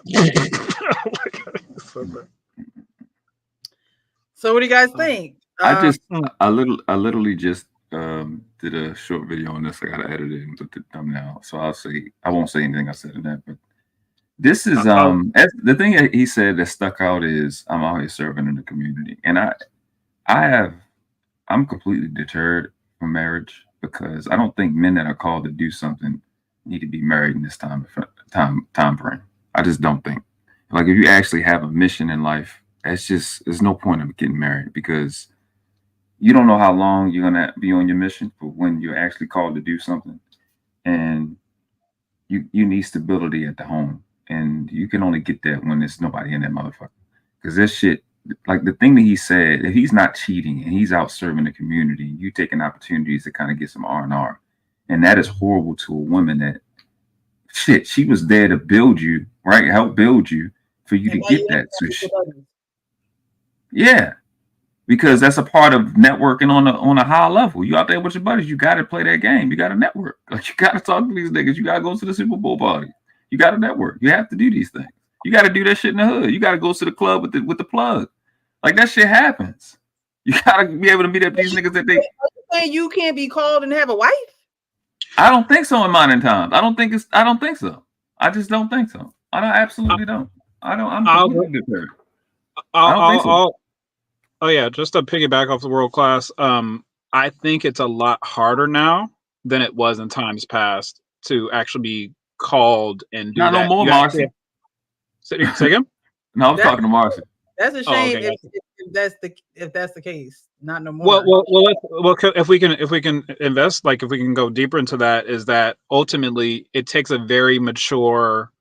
I mean, what's your boy's name that's with Megan Good? He's always calling out Coretta Scott King. You know, he says that all the time. And we joke about that, but as far as like he's saying that because Shabazz and that woman, that type of woman would be necessary to be able to fulfill a goal. Like Denzel Washington's wife is something special. You don't find that. So that's why I think he's referencing that, is that if you're going to be out here in the community really doing something at a high level, like I have a case management company, we do social services. I would have to have a woman who is as passionate about people as I am in order to have a traditional marriage. Well, this is the thing, but if equally yoked would mean, as far as that person would have to go through the process and the time to have the maturity to be where I'm at. There's a lot less density of those types of women today than there ever was. And so if I'm putting my energy and time into finding that person, it's going to take away from me actually serving the community, because it says, well, just to reference biblically, I just like this thing, whether you're biblical or not. It says, because iniquity shall abound, the love of many shall wax cold. So we're experiencing worse and worse times internally in the average person's heart. So that's why we're having, imagine the conversations we're having now are all because we're having a big problem. This wasn't a big problem in the 60s. This wasn't a huge problem, as big of a problem as in the 70s. It started being a problem, but we're now in a place now that the reason why the women are like, oh, he's got to be there in broken homes, is because we don't even have families. Part of a good nuclear family is a good community support. That the guy down the street, your next door neighbor, is watching out for your house so that you're not getting breaking and entries. Like when your son's acting up in school, the teacher doing that. We don't have that. We don't even have the periphery anymore, let alone the nuclear. The nuclear is important. The periphery was also important. So that's why I agree with him, where it's like, it's a very, very special woman to be able to walk with you on that path. And that's why we always boast in you, like, yo, there's not a lot of precious people, everywhere. It's just, we say that because it's true. I'm out here in these streets. There's not a lot of women like that. No. So if I could chime in, if you're done, Cam, I could chime in on that too. Listen, I, as a married man, I don't know, like Denzel is just, that's a good thing. We don't know when he was not working. We don't know what kind of time he spent with his wife. In this one, we're hearing Judge Mathis's wife is saying that even in their downtime, he's not with him. Yeah. Right. Yeah. But my thing is, his kids are all grown, 39 to 34. So it's at least a good 10 years in there. Whatever the grind he was on, he should have found some time for it. But listen, there's no way nobody could tell me that in the 39 years of, I don't know how long it took them to become multimillionaires. But for me to think that this woman didn't have a circle of people she could be with, and all that time that her whole life just centered around him being present, I have problems with that. It's got to be something else we're missing. The fact that he thinks he can save his wife, the marriage is cool. But if he's doing what he said in that, what he said in that thing, not the service, but the time he had downtime, he didn't spend with her. I think that was a mistake. I think that's a mistake. I mean, that's what people want to be married. Now, not all of it, but if he was right based on what he said, right? Maybe that was for the camera for her to hear. There was a little bit of time in there. And when she said, after you get to a certain point, you told me you would, like the 3 weeks or the 3 whatever, when he went to California, you told me we were gonna calm down. Maybe you won't have all of these things on your plate, and I could live out from my 60. She's like 62 years old. We could do things together because we're financially set.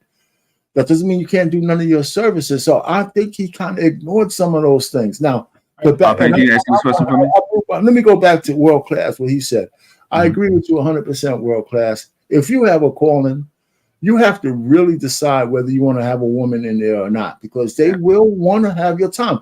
I watched this gangster movie real quick. I watched this whole thing, the Gangs of London or whatever. And the thing that I thought was really strange, that the hardest gangsters, they have families, children, wives, and they always got put in the trick bag, because the way you get to them is try to kill their wives and their kids. Well, if you're going to be in that kind of life, you can't have nobody you love. Nobody. Well, I mean, you know what I'm saying? So what? I said, if you a gangster killing people, you can't think that you're gonna have this marvelous life. Like, that's what I'm trying to say. That'd be that motivation, though, Bert. I thought that was a plot hole. Why would there was one gangster who came in there at the end? He says, I can't imagine you stupid guys with all your families and stuff like that. I don't have nobody I love in this life I'm in. You can't get to me because you can't use my loved ones as a hostage. But think about positive stuff. Men have to really consider, if you have a grind that you want to be on, good works and stuff like that, bringing a woman in there is a consideration. Because at some point, I don't give a shit what kind of woman it is. At some point, she's going to want something from you that's going to take away from what you're calling it. It's just going to happen. I want to be fair. I want to be fair, because I don't want to say anything I said in my video, but I want to be fair, as I acknowledge everything that he says, and I don't think she's wrong at all, right? I want to acknowledge everything he said. He took full. I respect. I don't know. Don't nobody be thinking Judge Mathis. We don't look at Judge. Even I'm 38. We don't look at Judge Mathis as somebody that be on bull crap. Every time he goes viral, it's for something valuable, as far as I see, for like his court cases and stuff that he be having. So I want to acknowledge that. So I love the way that he took response. He said, I neglected her. I put her third. I did this, that, I did the thirds. And he said, I'm fighting for my wife. And he was called a simp for that. And I just think that's disrespectful. I don't think nothing was simpish about nothing he said. Absolutely not. That's right. Because that's his girl. And he going to fight for his girl. And I think that's just dope, actually. But to that, because I want to be fair and make sure I'm clear on that. The other thing, though, Arpane, into the panel, right? My question, as I'm hearing it, kind of going back to the original thing I said about it, is, and she has every right, why is she not with him at this point? Why is she not with him? Why is she not going with him to these events? Even like right now. Not okay. Right now they beefing, right? Okay, go ahead. What would you say? You have to ask judgment. Okay, so these men who have the ability to travel at their leisure, like Cam, you say you're an entrepreneur, so you're able to, have this control over your schedule to a certain extent. I'm pretty sure there's probably appointments and things that you got to go to or whatever. But these men who have control over their schedule, they can easily invite their wives. Yeah, that's what happens. Take her along. It's not that she doesn't want to be there. He makes a decision to be away. Okay, with that, right? I'm sorry, Cam. Just real quick. Yeah. Okay, so now he's also not, because this is the thought process. Because I wondered if everybody was going to go here. He's electing to not bring her with him, and then he's also taking time away.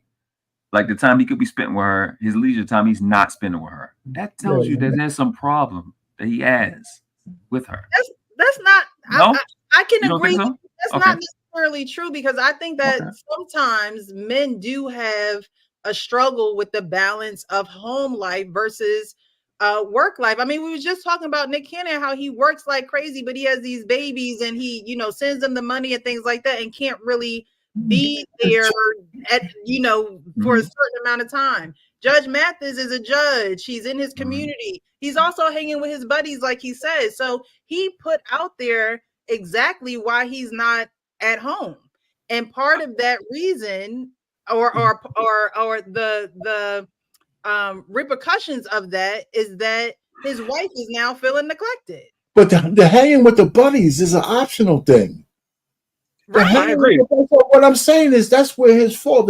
Why is he hanging with his buddies and neglecting his wife and know about it? I mean, it's crazy. He's doing two of them. He's doing two options. He could bring her with him if that's what Precious is saying. And he's also hanging with the buddies instead of her. He's not picking her twice. So there's a problem there somewhere. Something else is going on we don't know. Yeah. Okay. So okay. I'm glad you guys got here because I was going to actually address that because at the end, if you see, he wasn't vehement about potentially something else going on. And I'm not saying that he did anything, but he wasn't vehement. And so to me, given that situation, and my say it again. I said they tell us what they want us to know. Okay, exactly.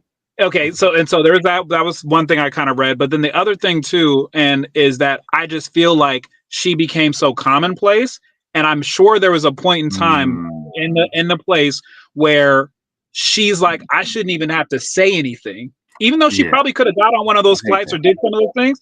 I think there was a point that she's like, I shouldn't even have to say anything anymore because I communicated this. So for the last 10 years, you've still been doing your thing, taking me for granted. And I feel like that's kind of probably what ended up happening. And then now she's kind of like, I'm checked out at this point because you've shown me that I'm not a priority. And now, you know, I think that's kind of what happened. Yeah, you're right. I can agree with that. Yeah, I think you're spot on, to be honest. And the funny thing is, when you say that, I commend him for wanting to go get his wife. Go get your wife, Judge Mathis.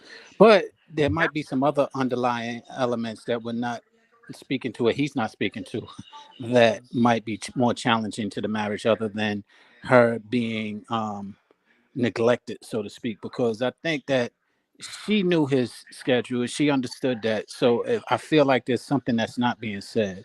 You know, word on the street might have said there's a child or something out there, and those type of things don't always come to light, but often plague relationships like we're describing, such as the Michael Jordan that we was going to speak on.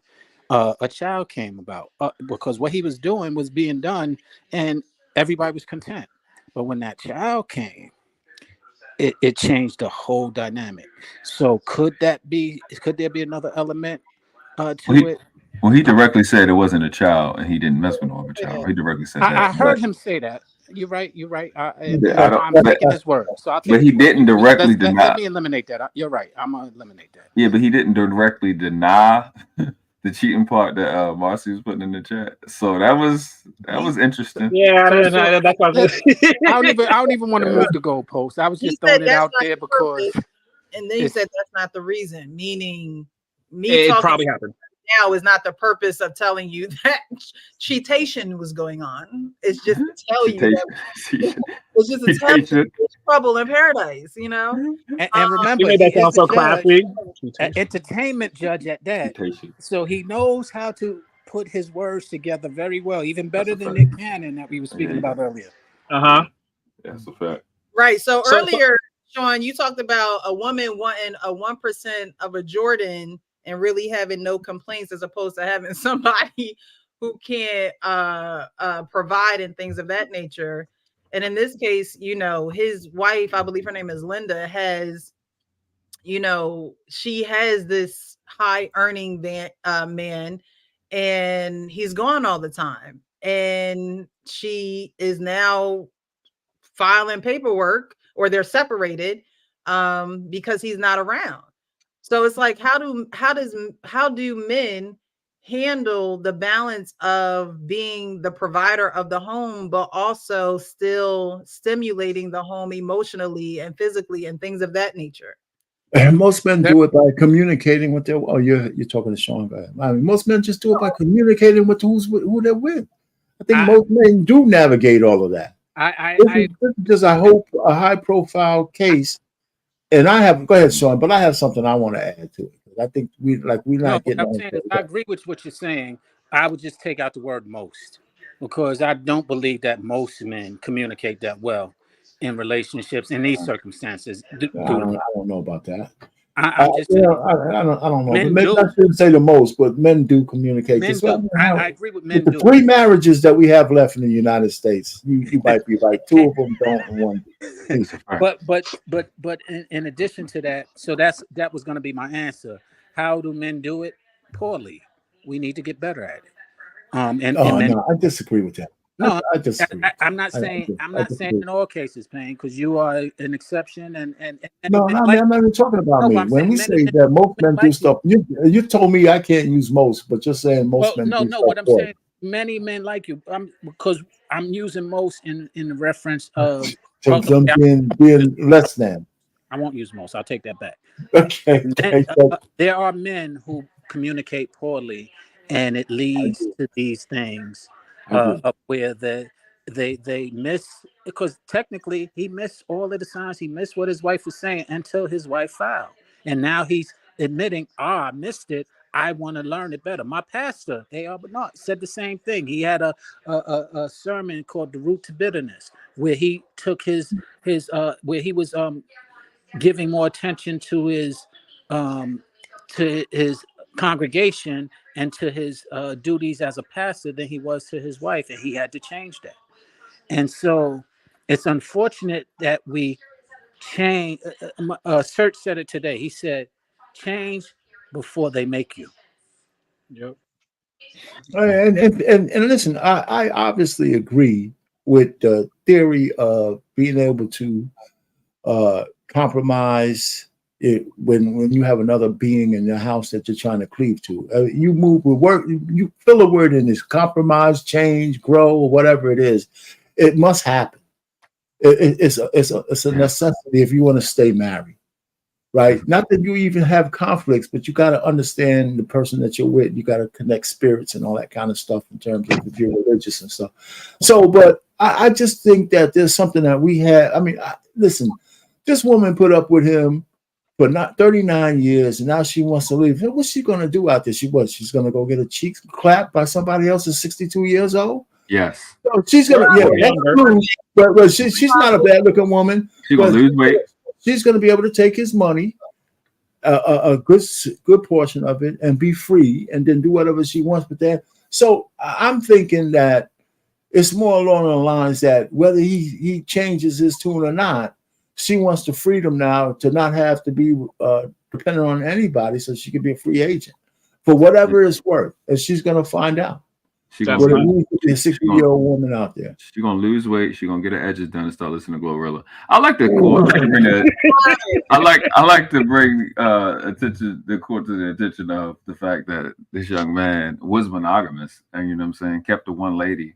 And he's about to have a broken household because of neglect as well. So you know what I'm saying? What you say? I said you were about to lose your job. There was another pastor who actually came in, and after Judge Mathis said it, I can't remember who it was. I think it was R.C. somebody like that, who actually said, I can relate to it 1,000%. And I had to readjust as well, because again, it's a significant problem, because we are taught to provide, and the provision that is necessary takes a lot of time and away from home that we were speaking about earlier. So it's kind of like, how do we balance? We don't know always how to do that well, because there's not too many people who balance it. There's people who do it to the extreme and they're able to provide, and the person is content. Or there's people who try and make that person content and then aren't able to do everything that they're talking about, and the luxuries or the lifestyle that is desired is no longer. So we got to kind of come together and figure out what we're going to value as one, as opposed to each individual, the woman or the man, coming and telling that what they value. So to answer Precious's question, what can men do to do better at balancing? I just remember at a point in my relationship. Oh yeah. Oh, bless you. Yeah, he was talking. Yeah. Sorry. Oh no, you good. So I remember a point in my when I was married that like sensuality sometimes didn't always link up. Like sometimes she wanted to like do stuff early in the morning. And I remember there was a couple times that I was just like, I was like, man, I'm tired. I don't want to do this. And I remember sitting back because, you know, like God is my head. And like, you know, I'm the second. And I remember I was sitting back and just having this thought process of like, you have a beautiful woman who's committed her life to you. And if she wants something, you need to make sure that you appreciate the you know, the grace that's been given and afforded to you. And I think we just have to have more of those thoughts where we sit back long enough to actually stop being in our habit and our like schedules and just really sit back and think about what God's given to us, because the more we do that, you know, you appreciate your kids more, you appreciate your wife more. And I think he literally, like said earlier, he just got into a place where he just took her for commonplace. And I look, man, I'm like, man, I wish I could be born during the civil rights movement sometimes, because like the women were built different. And I'm just like, just to like know that my good nature and character could match another woman on my same level, and we could actually have a long eternal like, you know, union, as opposed to now I'm like, do I just trick? Like, I mean, like, what do you do to keep a woman around? Like, I mean, like you literally, some of these thoughts pass by your mind. You're like, how do you actually make something that's sustainable? Because even when you're good, it's like evil's just like evil. And I don't mean like how it meant in the scriptures. Like these women still won't treat you in the way in which that you give them that grace and love, just because they haven't been taught right. And so, yeah, I think you just have to be grateful and sit back sometimes long enough to like smell the roses and smell all the graces that are afforded to you to kind of like appreciate. And Precious, that is an example of why good men sometimes lean towards toxic, because of what he just said. And I can agree to and attest to it. Sometimes we're like, yo, we're doing everything to try and give what's necessary, but we are seeing what you're attracted to is it's kind of like I used to say to people, to somebody, we would have a better relationship if I lied to you. No. But it's Don't not. get weary, Sean, and well doing. Okay. In due season, you will reap the harvest. You don't want me to be out here tricking? You said what? Don't trick him. Do not trick. Here you go, Women, no money. Okay, do the arcane. I ain't giving these women no money. Ever, never. Okay. The funny thing, man, I got you. The difference between Payne and Cam and myself is that Payne, and correct me if I'm wrong, Payne, he values his money a little bit more than we do. I haven't done nothing yet. I don't know about that. No, he got okay. He got in-house coaching. Okay. Oh man. Yeah, you know. Yeah, I refuse to add up how much being married costs. I refuse to add up how much that being married costs. That's more than a bill. I think Cam and I, we kind of are in the same space as far as we want a real relationship similar to what Payne has. We're envious of that type of relationship that you've had for 37 years. We would like different, but we're out here in a different time to where it's just not men. The value of men has deplenished. Yeah, I just don't want to cuss a bitch out. I really don't, because I ain't got patience. I really don't. I don't want to cuss nobody's daughter out, because I got a 23-year-old and I don't want nobody cussing my baby out. So I'm just, I ain't gonna fuck with it.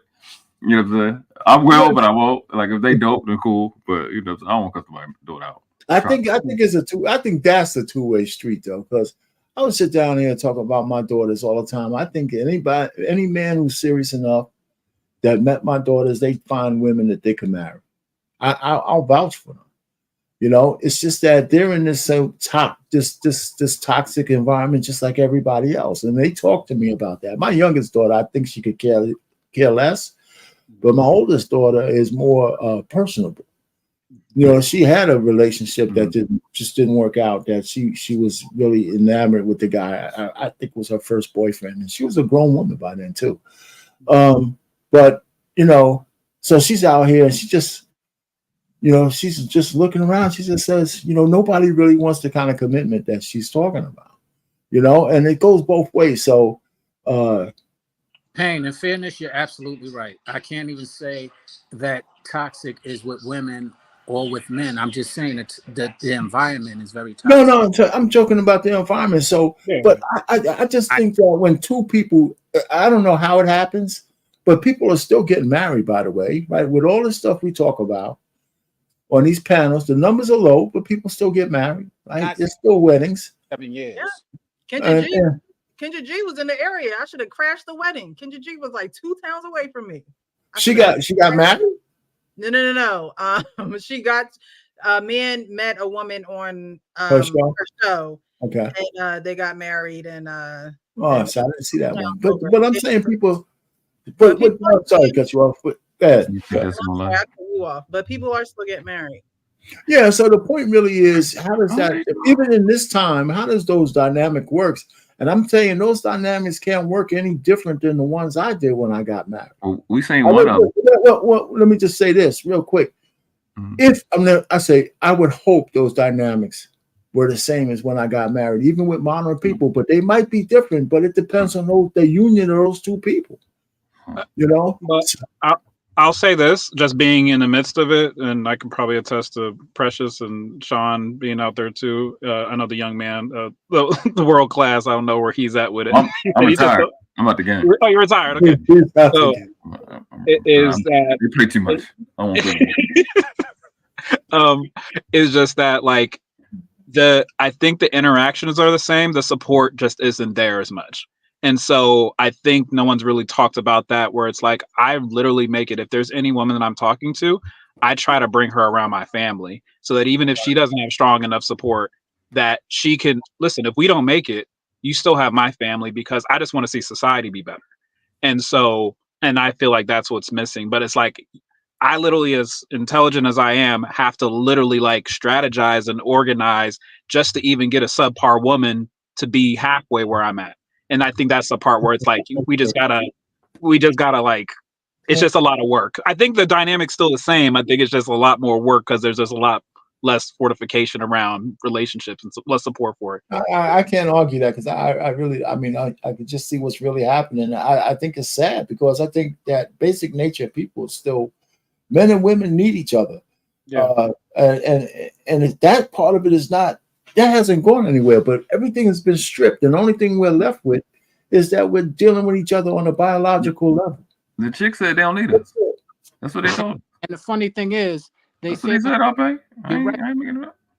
don't need us, and then, but some of them do this.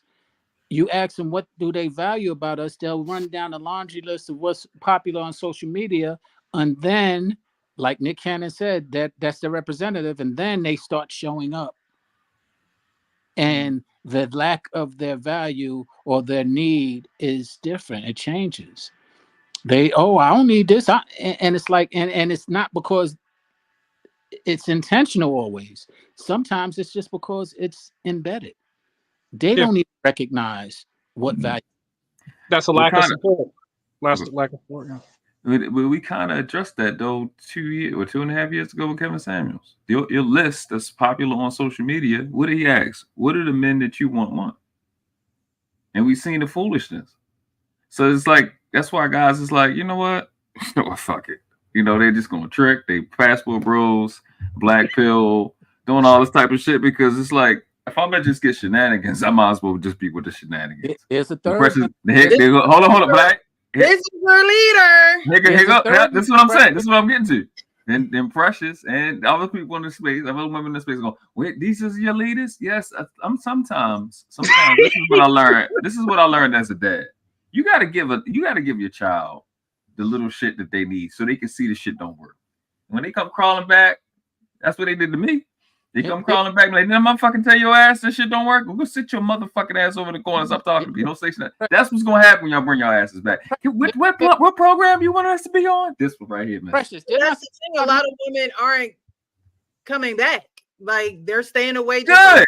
Right. Get lost. For real, yeah. Miserable. You're staying away. So they're following your lead. They're following your lead. No. You're right, and on TV. But a little bit. But here's the thing: I shared it with you before. We're getting to the point where, all right, we're gonna give you what you want. You go bump your head. You go sit there and go through a struggle that we're trying to prevent, and then you'll get it. And it's an unfortunate reality that we gotta basically almost treat you like children. That's a fact. Who are you trying to prove what? ain't that what you saying? What you want? Ain't that Mr. Proving nothing to nobody. You just Mr. Let Go. He told y'all the show. Oh, Mr. Let Go, man. I haven't seen him in a while. Why are you trying to prove a point with a woman? Why are you because playing games with her? We can't communicate with you because y'all crazy. Move on. There is no proven point. Okay, but Precious, if you care, and you want, I love black women. I think most black men, they love black women, but there's a frustration point that comes where I don't know how to deal with this current situation. I think that's what is the seed of most of these arguments, or a lot of the fueling of these conversations, is that we love y'all, we want things to be better, but if y'all aren't in a place to receive that, kind of like we had the conversation last week, then we just have to move on. So if we move on and then you stay stuck on stupid, I mean, proverbial black woman in America, if you stay stuck on stupid and then you come back to me with 3 kids by 3 babies' dads, and you're like, hey, Cameron, I'm ready. Then it's like, dang, I really would have liked you pre-baby dad number, whatever. And I think that's the biggest loss, is that it's like, yo, we can leave you alone, but then guess what? They were almost kind of like betraying you. We're not leading you, So it's just one of those things where it's like, okay, so how do I navigate this space in this situation? Like, I can't be your dad because I wasn't there when you were born. I'm trying to be your man, but you don't want me to be your man. So I just got to kind of leave you alone there. And then when you do want to come back, no, there is no coming back. Well, there's the thing. But that's the difference between a woman and a man. Y'all will say no, and there is no coming back. And we're like, yo, then we failed you. How? You're not her husband. No. Okay, no. But okay, so this part is that you're right. I leave you alone, but then now what happens to you? You're just there. What do you care? You out. Y'all turn. Y'all turn. Woman, more do you want to be in the life of the kid? Because at the end of the day, y'all say this is y'all community. The black man supposed to lead the community. Now I just created a motherfucking Cardi B who doing that's scams the point, and that's the point, Precious. That's the confusion for someone like me, is that it's like, I want a wife. Okay, so there's that. But then my community overall, if this woman over here has 3 kids, I could be the football coach. I could do I could do all the things that I want to do in community, but we still don't have the ultimate problem solved, which is there are women uncovered, there are women untrained, because her daughter's going to become a thought box, or the other one. There's all this stuff is going to happen if we don't care about the community. Well, can I just say, I'm surprised. It's not your responsibility to cover women who don't want to be covered. Right? Because what are y'all talking about? But we don't know that until they stop being stupid. No, you know that when she doesn't want to be covered, so you leave her uncovered. We do. No, we do to a certain extent. But I'm saying, the ramifications of that is what ramifications? Why are you taking responsibility for the ramifications? Because you ain't out here. About to tell you. No. I can tell you. We're about to tell you. Wait a second. I'll take your. I'm not out there. What does that have to do with men? We're trying taking ramifications for things they're not responsible for. We're trying to help. We're trying. Okay. So the point is this. The one y'all worried about the community, but y'all not worried about the community. No. I'm 100% worried about the community. I just want y'all the arguments together. That's all. Yeah, that's all I'm saying. I just want to be following at this point. We responsible for the community or the chick we don't know yet. Okay. So I was just touching on the point. My thing is that ultimately. Say it again. I said that's a good point to talk about. I think we should stay there, because I'm thinking one of the things I think is a big fallacy when people gaslight men and say you guys are supposed to be the leaders. Yeah, we're supposed to be the leaders, but we don't control everything. Exactly. We don't need to control everything. And so I'm just saying, if trying to save the community is a detriment to you moving forward as a man, you let that shit go.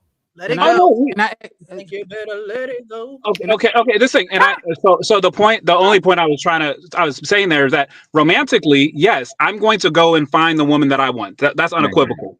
But what happens is someone gets left behind, and our community continues to go, and we act like that person just dies and just goes away. That's not what happens in our community.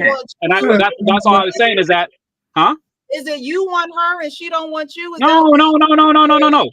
I'm saying is that I still live in a world where my son has to go and interact with her daughter. Not in that community. Well, you better pray that she finds therapy. You better pray that I don't understand. It's like you're trying to rehab this grown.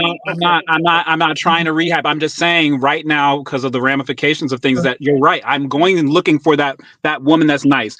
I'm going to raise my son up the best that I can. I'm saying what I've encountered is literally, I was the one who was raised right, and now I'm running and I'm having a problem finding like a R. Payne's daughter who's a nice girl who was raised right. It's harder because of that. So that's why I'm saying.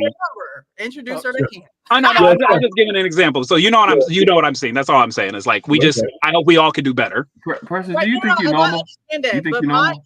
My perspective on that is continue to be a great Cam. Continue to perfecting what God put inside of you and things of that nature. And when the woman comes along and she's not going along with your program, or she still got this trauma or whatever, you move on and continue being the great Cam that you are. Don't worry. How old are you, Cam? How old are you? I'm 35.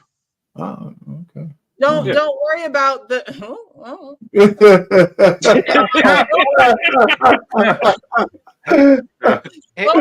about what the ramifications of her behavior is, because at the end of the day, there's a lot of hers. You can't save the world. What you can only control. We're not. Oh no, we weren't. And this is the point me and Sean were talking about. Is like we're not talking about that. We're just saying that in general, our heart kind of sometimes breaks. That like I'm gonna get mine. I'm gonna have a great romantic relationship. I have total faith that that's gonna come along. It's just you keep saying we can't save the world. We ain't trying to save the world. We're trying to save our community. Man, listen, what are we talking about here, man? We're trying to save our community. And our community is very influential. And the influences that are influencing our community are a lot of these people that we're creating and we're leaving to the waistline. And those are your children, not these women out here. It's like leaving a roach, and then it becomes infestation. And that infestation becomes a bigger problem, even if you didn't have roaches in your house. And this is what's happening in our community. We're getting an infestation of all of this bad toxic. It's not what's happened. It's happened already, and it's the roaches are already there. Yeah, they're already in the cracks in the walls and the light. I mean, I don't see when we talk about save the what community. What section? And we got what building? I mean, forget about the community. What's building in the community? Nobody's responsible for these niggas but us. Ain't nobody else's business. That's the point that we're making, and this is what. But we keep getting pushback from beautiful people like Precious and Payne, and we're like, the children. Not you broken woman out here. You're responsible for the children. Once again, that broken woman. Wait, that broken woman is should have had a daddy. Very close and influential to those children. And those children are listening to the society a lot easier, and we could sit there and argue about, well, you should do more about your children. Listen to what they're influenced. Let me give you real world application. They're broken women, right? Some of them broken women, Precious, are CNAs, GNAs, RNs. You know what I'm saying? Teachers, Dr. Bryant, principals, Dr. Bryant's, psychologists, guidance counselors, and these raggedy bitches is going to be around my son. And then that's what I'm going to get his aunts to whip that bitch ass. You know what I'm saying? So when I was young, they used to teach me, the OGs used to say, you got to think for niggas out here.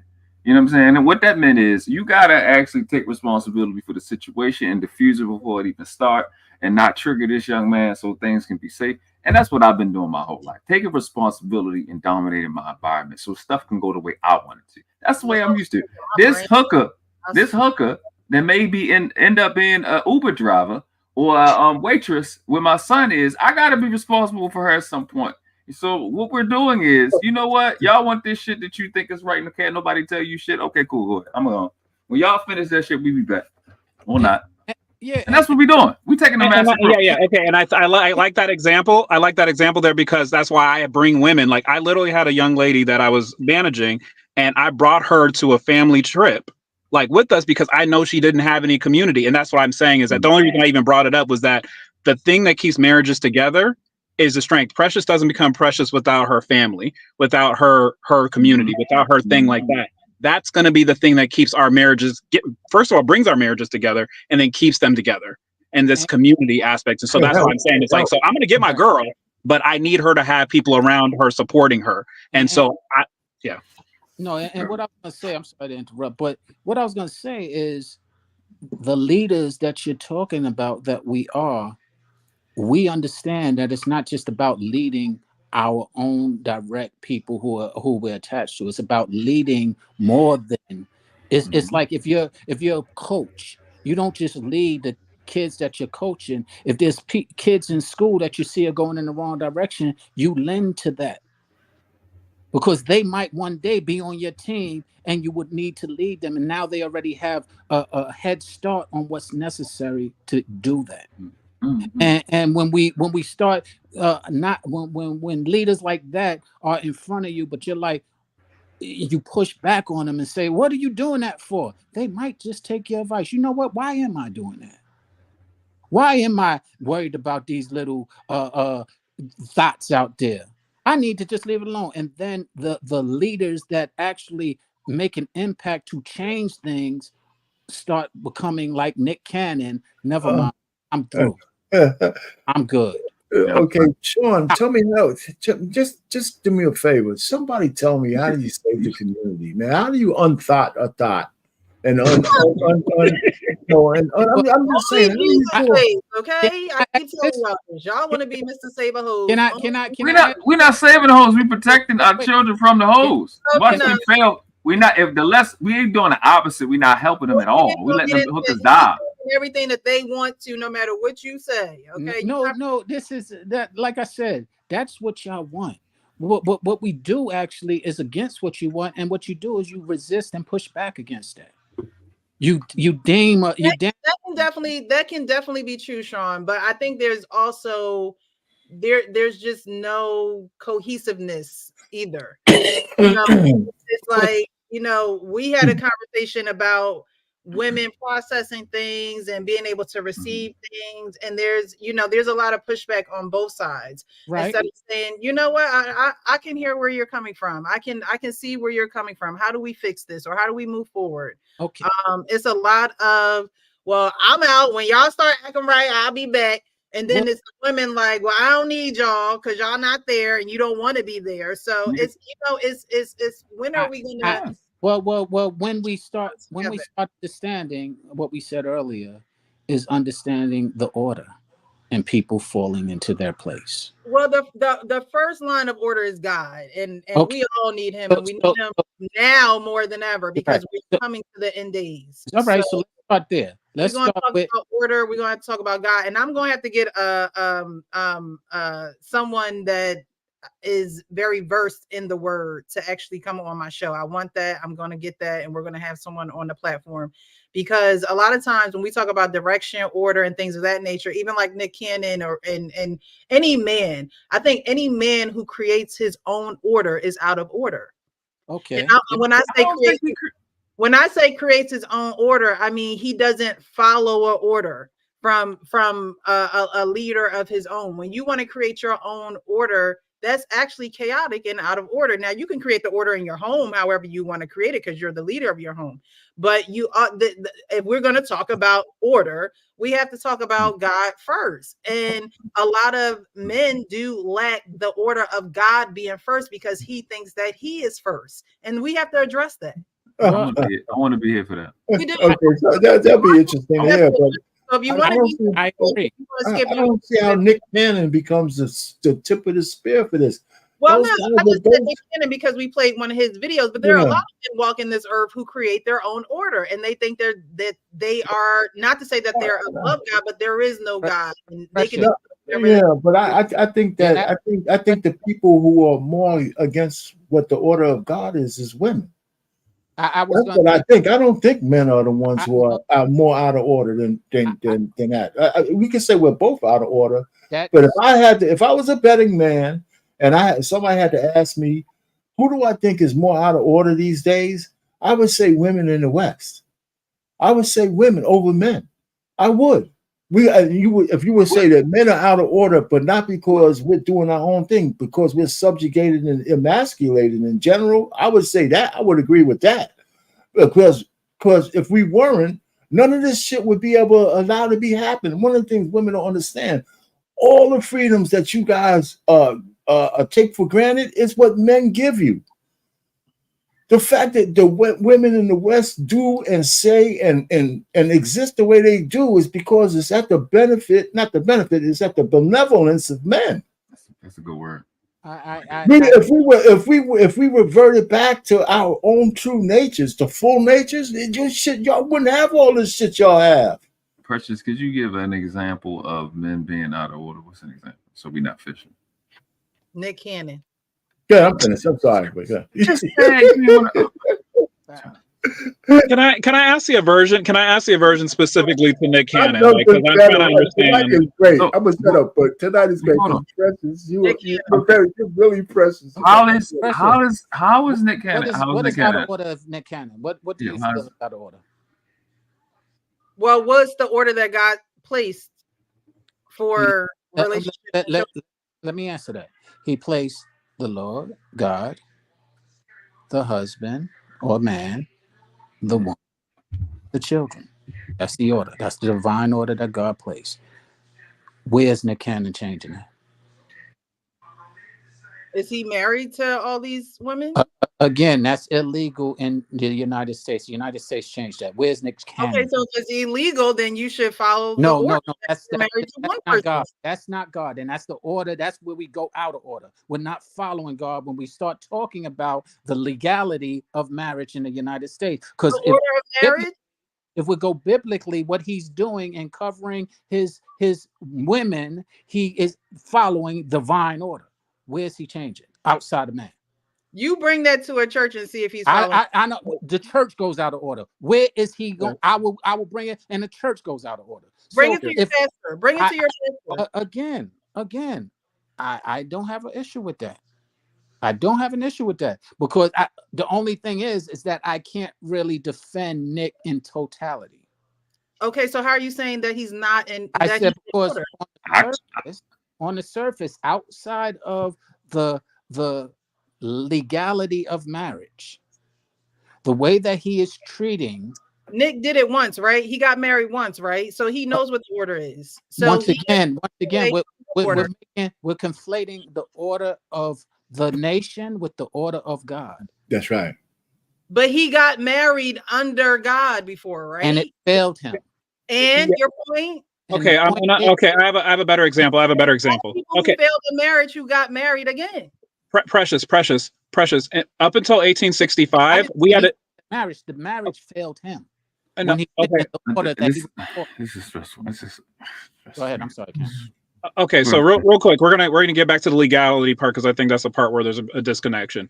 I was a piece of property up until 1865. I couldn't even get married. So were we bringing in legality towards what we have as in terms of marriage? As far as the actual functioning, there's no difference between Abraham and Nick Cannon when it comes to handling and following business. There isn't. He went and he found a woman. He is connected to that woman with children. They consummated their commitment together, and they are underneath. And if you read Levitical law, that's how things were done.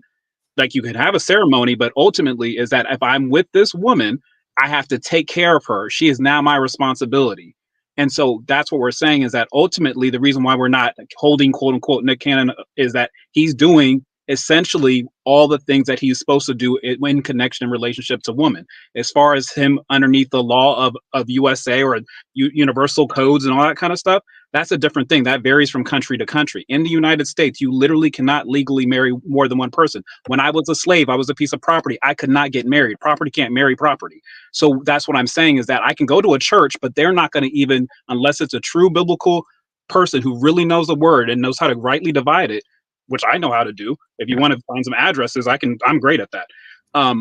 We can do that, but ultimately he's not going against anything that David did or anything that any of the other men of God who were in the Bible. He's doing essentially what all those people are doing. So I was trying to understand why you're saying he's against. Testament and there's a New Testament, which means there's an old order and a new order. So we want somebody on here to speak about that, because I'll be there for. We need to talk to men, and I think we need that. I agree. I'll be there. I'll be here for it. We feel precious today. That's right. But hold on,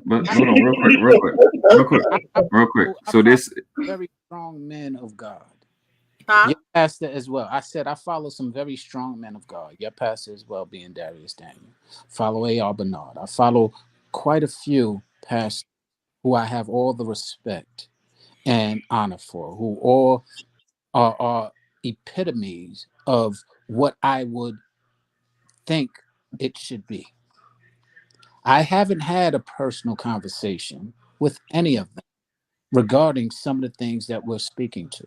I have heard them speak biblically about some of the things that are in question right now, but none of them have ever tackled some of the questions that I do and would like to ask them in reference to some of biblical interpretation versus man interpretation and or religious interpretation, which is or popular interpretation. Because a lot of, I think, the confusion comes in popular interpretation starts becoming what people think is biblical interpretation. Mm-hmm. And yes. I would love to hear. It's a super simple approach to this concept. What is marriage? Marriage is giving offspring. Marriage means to marry. To marry means to give offspring in marriage. Marriage means wedlock. So marriage is between a man and a woman. Marriage is not a marriage between a man, woman, and the state. Marriage is not a marriage between a man, woman, and a church. That is called adultery. There is no bishop, this is a call out. There isn't a bishop or a pastor that can sit and debate with me anything in that Bible. Because you cannot process that Bible without understanding the code, without etymology, parse, and syntax. There's no way to process. Just like the word the word virgin means a unwed woman, not a woman that never had sex. It means unmarried, meaning she never had children. So Mary didn't have children. Right? And then if we can keep shit a being, Joseph, the household that Jesus came from was polygamous, because being married, being monogamous is marrying once in a lifetime. And Joseph had a wife already. She died. People don't understand that. God created Adam. He gave Adam a wife. His first wife name was Lilith. His second wife was Eve. So that's two wives. So there's no foundation of monogamy anywhere, nor is it in a foundation of having a certificate or ceremony for marriage. None of these things are real. That's what we get confused at. So what Sean is saying in terms of divine order, the divine order has not been fucked up by no man that has more than one woman, or from the baby or Cam Newton or Nick Cannon. The concept that we got today, where man is supposed to be, when your God said multiply, what's multi? Mono or poly? Like you can multiply, right? Huh? Absolutely not. Absolutely not. 1 times 1 equals 1. Is that multiplication? Well, I mean, like one woman can multiply a lot. If she have twins, but you can't do that intentionally. And that doesn't necessarily always mean when be fruitful and multiply doesn't always necessarily mean have children. You could be fruitful and multiply in your purpose. What fruit only makes one fruit at a time? Our children, can you speak to that? What does it mean? Huh? I said you're right, but when we're speaking about children, speak to that. What does that mean? To multiply, to have.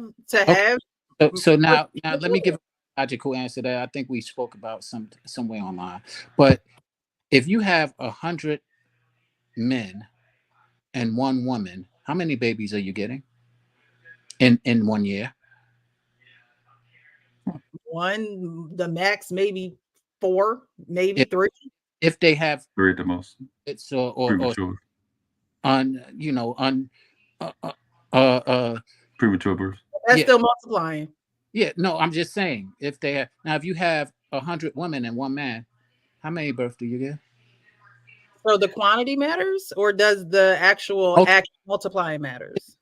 We can argue that because quantity could matter. Because back in the days, quantity did matter. In the Bible, it did matter. Right, but just because you have 100 men who can impregnate a whole bunch of women, yes, that's multiplication. No, but woman and 100 one women. man and 100 women. Right. And that's multiplication, but so is one woman having multiple children. Again, no, I said in 1 year. But that's not multiplication. That's not even addition. Well, if I can come in with another example. No, hold on, real quick. Yeah. That's not even addition. What do you mean? If 2 people come together and make 1, so 1 plus 1 equals 1. Their fruit, they're multiplying. The 2 people that had the baby, they're multiplying, having 1, 2, 3 children. That's not multiplication. Does 1 plus 1 equals 1, or does it equal 2? 1 times 1 equals 1, like you said, right? I said plus. Yeah, 1 times 1 equals 1, and then 1 plus 1 equals 2, or does it equal 1? 1 plus 1 equals 2. Right. 1 time. So if we have a baby, and how many babies is going to come out, and can we control how many babies come out? It's usually 1 will come out, right? Control, but even if you had 1, that's still multiplication between the people that had the baby. That's what I don't understand what y'all not understand. What he's saying is, if you really look at the literal sense, it's actually addition, as he said. 1 times 100 together. 1 times 100. 1 times 100 is not 1, right? So not to complicated. If me and Cam had a baby, we would be multiplying. No, was he talking to a man or a woman when he said be fruitful or both? Would that not be together? Species. He's talking to species. Yeah. Say it again, Professor. What you said? I said if me and Cam had a baby, would we not be multiplying? 1 baby, no. 1 plus 1 equals 2. 1 times 1 equals 1. That's not multiplication. So the point being made is just that you're supposed to have multiple kids so that we can have a bigger population, so we can bear more. Start with 1, right? Potentially, it could be twins. It could be that. I guess. Point. No, you don't. But once you come together and have sex and penetrate, and she has that baby, she has still multiplied the family. No, you add it to the family. You're multiplying. If you have 100, like I said, if you have 100 men and 1 woman, only thing you're multiplying is the opportunity of figuring out the calamity of who's going to be the father, who's the father. That's what you're multiplying. The position of figuring out who's the father is. If you have 1 woman and if you have 1 man and 100 women, oh Lord Jesus, you can multiply. Okay, and I got that. The only reason I was going to give another example is because I understood how the math was going to get to the thing. But the point I was also making is that men used to go to war, men used to work, and their life was constantly and perpetually put in danger. The reason why a whole multiple chapters of all the books of the Bible were to make sure that the woman had a covering, or if he got blown up, if he got beat up or killed in war, you would go with his brother. It was, like I said, the spirit of the word always had to do with us being sustainable and multiplying. And so that's why when people have this conversation about monogamy versus polygamy, is that polygamy was written in specifically as a means of perpetuating sustainability. So not saying it's like the first choice. Like I would love to just have 1 woman, but there are a lot of scenarios and situations that we are part of biologically that will require us as men to have more than 1 wife. And so that's all I'm saying. In our situation, in our community, specifically the African Americans, I don't see, that's why we're not holding Nick accountable, is because in the executables, he is executing things how it's supposed to go. May not be the 100% best way ever, but he is handling his business and following the order. And that's really where we were just getting at. And it's funny because we could argue about all of that kind of stuff. Yeah. But the only thing I'm stuck on is the fact that there's just millions of women doing what Nick Cannon is doing with multiple men, and nobody's saying anything. I just don't like the fact that they're using this lady's interview with him and Cam Newton to kind of try to put a narrative out there that's just pure bullshit. No women are sitting down here on these panels talking about the disgrace of a woman coming up and having 6 baby daddies and trying to Kendra G show looking for a man. I mean, stop. You know, the girl was pregnant. She was pregnant. They talk about men talk about this all the time on panels. This is no men don't take it to this viral level. I mean, I hear you, Precious. I'm just trying to say these two guys are. I think the fear of the control women want to have over black men is epitomizing on how they're trying to come across with Cam Newton. The lady actually asked Cam, "How come you're afraid of being married?" He should be afraid of being married because we know what happens to rich men when they get married. You know, and it's not a fear. It would be imprudent for some men to actually get married. It's not a good business deal. And it would be I mean, it's just not. I mean, I'm a married man. I could just sit down here. I wouldn't sit down and tell somebody who's rich, because I have this blissful marriage that you need to get you one of these. But I don't think this extends to the rich guys, because I don't think you would tell someone who's making $70,000, $80,000 a year to get married. No, I would have a different message for that guy. I mean, I'm just saying, because if let's just say he marries a woman who's working, because most of the women work too, and they're almost equally yoked, I would tell him about the consequences that 5 years from now, whatever, if she gets divorced, maybe you have to put things in right. Do you need a prenup? Maybe every marriage should have a prenup rider with it. But I think he has less to fear marrying young, especially if they marry young, and he's just starting his career and she's starting hers. They're growing together. But when a man's at a finish line, he's got all of these decades of resources he put together. Getting married in America, it's actually pretty stupid. It's just pretty stupid. I mean, and to Payne's point, I do advocate getting married, but when you are a rich man, if you have a rich son, you don't even know if the woman loves you. I mean, you can't even tell whether she loves you for you or not. And Precious, if you have a as a man, if you can't tell if a woman love you, no. Not romantic men. Go ahead. That's unfair, because you can't tell when a man when the man loves you. So no, I can tell when a man loves me when he just wants something from me. How can you? Yeah, you can. Yes, you can. Frequency. You have to be in tune with yourself. You have to be in tune with him. That, like, if you can't love you or not, then. But let me ask you this. If you can tell, not you specifically, but if women can tell, why, in fact, are they getting with men who don't love them? Because they don't care. They don't care. They have an urge they want to fulfill. I mean, that's it. I mean, we're back to biology. What did you say, President? I'm sorry, I didn't mean to answer this. I wanted to get a woman's perspective because I'm sorry. Okay, I'm back. You gotta ask women. You gotta ask women why they get with men that they don't love. It's not about they don't love. I said who don't love them. Right. You would have to ask them that. I mean, there's several. I don't know why a woman would be with a man, but this is my point to you. I'm not saying when you say you can tell, you wasn't speaking about you as an individual. You was saying people can tell, and I'm like, how? If a woman can't tell that a man don't love her, it's not an if. They can't because they can't.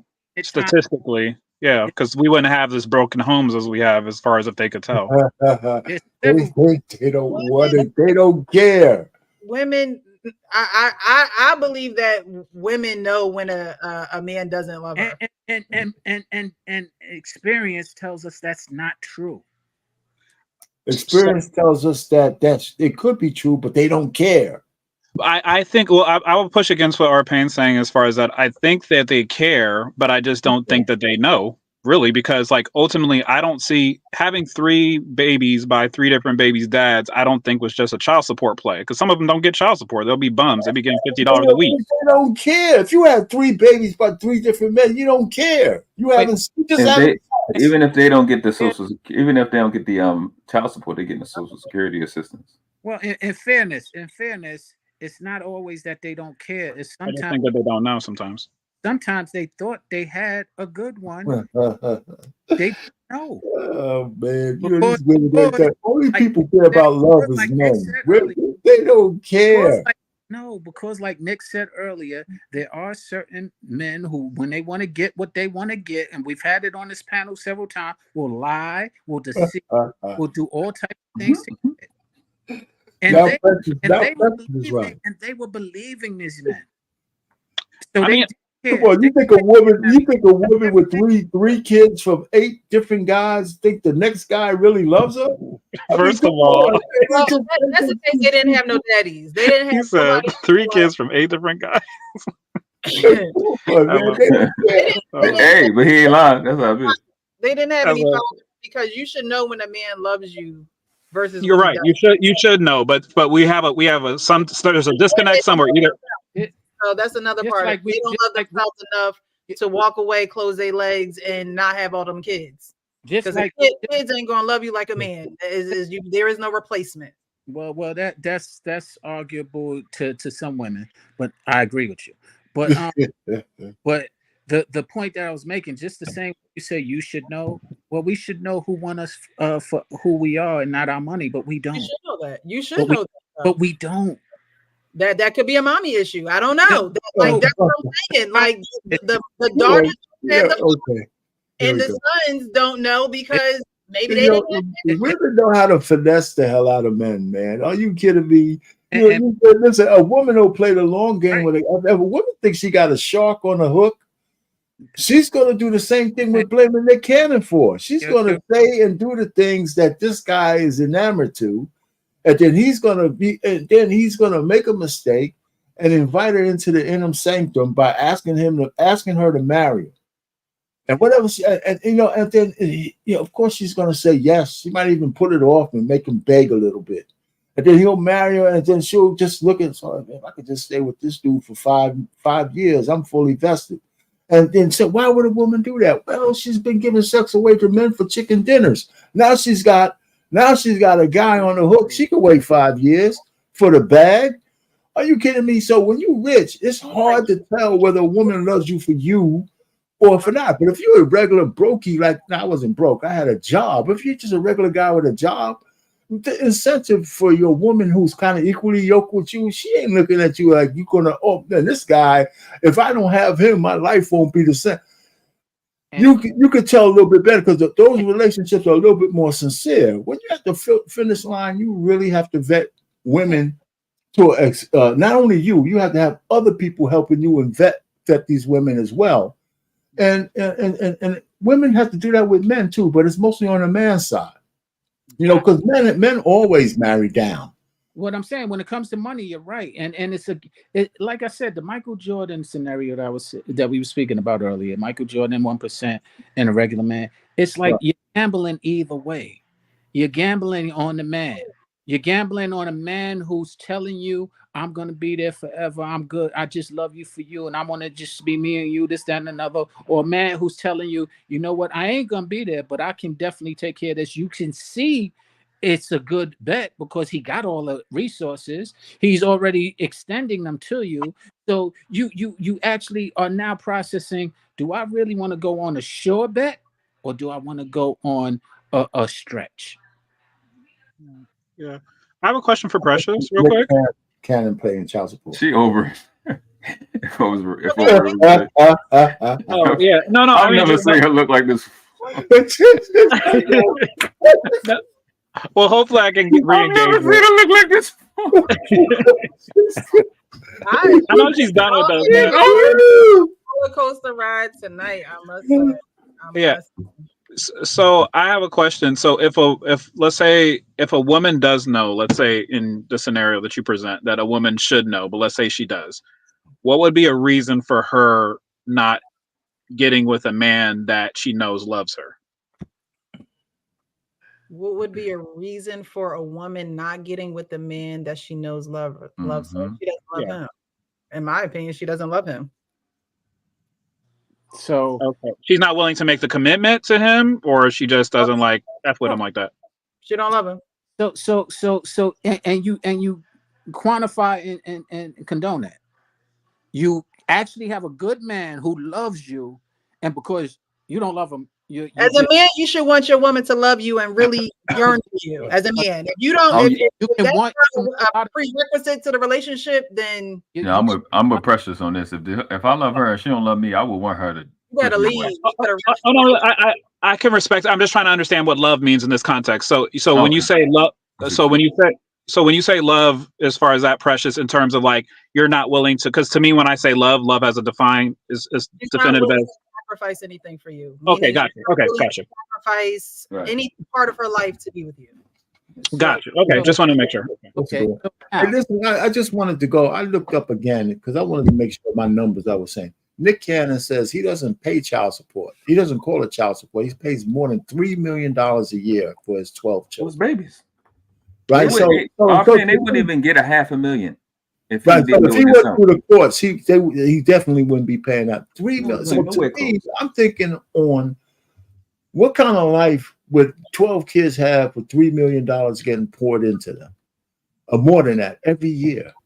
I mean, and to try to compare them to the guy to the kids in the Cabrini Green house in Chicago or something like that. You know, all I'm just trying to say is, and I hate to, because I don't necessarily agree that he should have kids, but it's just not the same thing. A man who has multiple children but can't afford any of them, he destroys families. Nick Cannon's not destroying families. If I'm just a regular Pookie out there and I got 10 baby mamas and I got 14 kids from those 10 baby mamas, those women bring those kids back home to their mother and grandmother to take care of because they can't take care of them themselves. So that one man is destroying 10 families. Nick Cannon ain't destroying no families. He's not destroying no families. We could argue with that or Cam Newton. So we can't put them in a category with these other guys, and it's so disingenuous to even try to do that. So Payne, am I hearing you say they're not Pookies tonight? Is that what's going on? That's a fact. Well, I like your definition because Pookie does have a negative connotation that you can't afford to do the things you're doing. These guys are deliberate in what they're doing, and they're taking responsibility and accountability for doing it. And so this whole notion that we should condemn them up here, because I know Take Heed to the Message beat them up and everybody else, I believe. And that's fine for women to do that.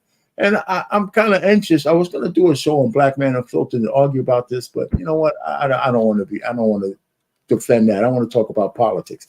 But the truth of the matter is these guys, if they have an advocate, if I get on these panels and they need a man to be an advocate, there you go. I'm in. I'm on. I want to stress this. I believe, Pressure, to your point, you should love a woman who loves you. My point is that we don't tell these women who don't recognize a man who loves them, but idolizes a man who just wants to use them.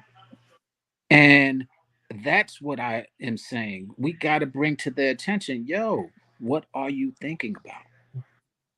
What are you valuing? Is this someone that you not destroying no children? Trying to be with, or is this just a friend? Like, who? I don't understand. Like, why would you want to keep someone in your life that doesn't want to be in your life the way you want to be in her life? I don't. You're going from the male standpoint. I'm not saying I'm not speaking to that. I'm now holding this woman accountable for not recognizing what it is that you should appreciate and understand and value. That's her What? father, her daddy's job. Her daddy. Her daddy. I Her daddy. I'm a daddy. You're not her daddy. I am a daddy. You're a daddy of the woman you multiplied with. So because I done had some women call me daddy now. I ain't gonna, you know what I'm saying? Let me stop. What you're saying is really what we face often. You're right. We are not your daddy, but we are daddies. And until you recognize what father to your daughter, again, until you recognize what a father is, until you understand what a daddy is, it should be. Yeah. We're gonna. Wasn't out here trying to say these hoes. He got one woman, married her, had children, and kept it moving. I don't understand why you try and say these hoes. All right. Now I hear you. Let him finish speaking, man. Let him finish speaking. Let me ask you this: you're a Christian, right? I am. Did Jesus save a hoe?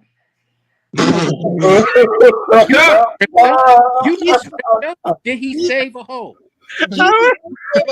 But he also didn't force his way on them. Them hoes wanted to be saved. I didn't ask how he did it. I didn't ask how he did it. You asked me a question, Sean. You asked me a question. You asked me a question. Right. Those hoes wanted to be saved. They were at a place where they could be saved. They met Jesus at a place where he could meet them. Wait. Jesus meets you where you are, boo. That's not entirely true. He meets you where you are. True though, Precious. That's not entirely not true. One. You said those wanted to be saved. No, those hoes just wanted to be recognized. The word says to study to show ourselves approved. So I study, and that's what it proved to me. So if you say that they wanted to be recognized, that's what it proved to you. No, she said, Master, in the verse. She went up to him and greeted him in the manner of just acknowledge me. Right. She wanted that. She wanted it. Again. You talk about don't want it. Okay. Well, just to move the conversation forward, because like I said, I think that's another conversation specifically regarding the community, because we do have an obligation, if we are part of the Christian faith, to deal and give bread to the poor and do those different kind of things. And it does say in the book of Joel specifically about some, like I said, some hating the garment even spotted by the flesh win by fear, and some win by love. You're not going to win a hoe by fear. She's gone through everything. So but that's another conversation probably for another time. So it was but we do have an obligation as individuals to make sure we are leading those people and showing them love. So I just want to say. I'm not trying to sleep with them, Cam. Oh, no, we're not trying to sleep with the hoes. Project Pat said that. Yeah, he said that. He said, don't save them. They're trying to be saved. Don't save them. But the whole thing is, we're not Cam. Well, hold on for a second. Hold on. Before we go down, hey, Preston, this is a lady who I think Marcy Hardy. Yeah. She has this comment on about Nick. If I don't know if you want to put it up, it might be worth talking about. Yeah, that one. Nick is destroying these children with his little experiment. Children need more than $250K to be fully healthy human beings. We will see. Okay, listen. Let me put it to you this way. I think you could have pretty healthy kids if they had $250K. You know, helping. So first of all, this is not Nick's experiment. Okay. I don't know how many men have multiple baby mamas, but I think that I think there's a lot of, this. I mean, medium man can help me with this. The percentage of men who have children is pretty low. It's less than 50% anyway. But let's just say 10%, maybe 5% of men have multiple baby mamas. Nick Cannon and Elon Musk and a whole bunch of ultra rich guys who have a lot of kids that people don't talk about, maybe because these guys are black, are probably in a 1 percentile. And I would like to really see, you know, how bad those kids are really doing based on all this crap that we hear on these lines. I believe that people try to minimize resources when people have it, and then then maximize how bad it is when people don't. That's a I fact. mean, come That's what on, I'm man. talking I about. mean, I'm just saying that the resources in our country mean almost everything. Nobody can do nothing without resources. So you like just like if I was real noble and shit, I mean a real noble guy, but I couldn't fight, nobody would give a shit how noble I am. You know what I'm saying? You can't be noble unless you know how to fight. So I'm just I'm just trying to tell you that these guys are getting the brunt of shit that they don't deserve. If you have a fundamental problem against men having multiple babies, that's one thing. That's a conversation that we could have. But where the fuck did y'all get that from, though? Hey, I was trying to understand where that number come from, because that too, like, I'm like, where did that come from? I have no idea. Which number? Which number? At 250,000 per kid. Well, I think she was doing a bad division. He's spending 300. He's spending over 3 million a year. I'm trying to understand. I don't know. Yeah. Well, he just put a number out there. The money, 3 million divided by 12. The But, money. and that's a year. Go ahead. Go ahead. I'm sorry. Can afford them a nice life, right? The money, without saying, the money can afford them a nice life. That's like somebody passing away and saying, "Here go $90,000. Here go $150,000." But he's there too, though. He's there with the money. It's not like he's not there. He is there, but at the end of the day, when you have 12 children, okay, what? So what? He got 12 people. Have 12 kids in the house. If you had 12 kids in the house, my grandmother had like 8, 10 kids. I bet you they all didn't get the same amount of love. Do they live in the same house? They don't. Well, they were different ages. Because some people moved out when they got older. The point really is that the point you're trying to make a mountain out of this molehill because you have this thing that these guys all have to be in the same house, and it's only applying to these two guys. Nobody's making these panels talking about the fact that we got all the period. Money, you can't. There's not enough money that can buy. I would listen. I would agree if there was an absentee father. What you're saying is true. If I just threw money at him and disappeared, but if he only could see his kids twice a month, 3 times a month, I got less than that and hardly no money. But my father, and I still love him, and I still love him. I cried at his funeral. So all I'm just trying to say is, and I'm not rich, and my father wasn't rich, and I only saw him like twice for a good 10-year period in there. Like twice a month. Hold on. This has to stop. Parents being in the household has nothing to do with anything valuable for a child. That doesn't have nothing to do with anything. We need to end this. All the people that are the parents are they fucking parents? You don't have how many piece of shit dope fiends, piece of shit drug dealers got both of their parents in the house? Are they a parent? Do they know how to actually parent? Fuck no. That shit don't mean shit. We see this shit over and over again. This motherfuckers in this space that come from 2-parent household that be saying the craziest shit in the world. We know this. So that can't be y'all argument. It just can't. Well, y'all can't all of a sudden care about statistics because when it was against the women, the statistics ain't matter. I guess y'all saying y'all acquiesce now. You like statistics now. But what I will say is, parents can only carry their children but so far. But when they're in the house, you legit have a responsibility to them. You got a responsibility whether they're in the house or not. Let me ask you this: 24/7. When they're outside of your home. Let me ask you this: you have a responsibility to raise them, not just watch them or occasionally see them. Raise them. Can I? Precious, we've been in these households, and Coco Melons is raising these children. I'm gonna ask. You're correct. Question, and I'm gonna speak from 2 standpoints. Do all 2-parent households, to what he was just saying, are they all functional? No, because niggas dysfunctional. Period. Nothing is perfect, right? Okay, so now, are there any separated households where they have parents and where a parent isn't in the same household all the time, but the child has access to both households, let's say, or in Nick Cannon's scenario, who's to say that if they were all in one household that it would be harmony? Why is that such a criteria that you're leaning on, when in fact you don't know that if they were all in one household that it would be harmony? It could be better off being in separate households to give more harmonious and more of the attention necessary that you're speaking to.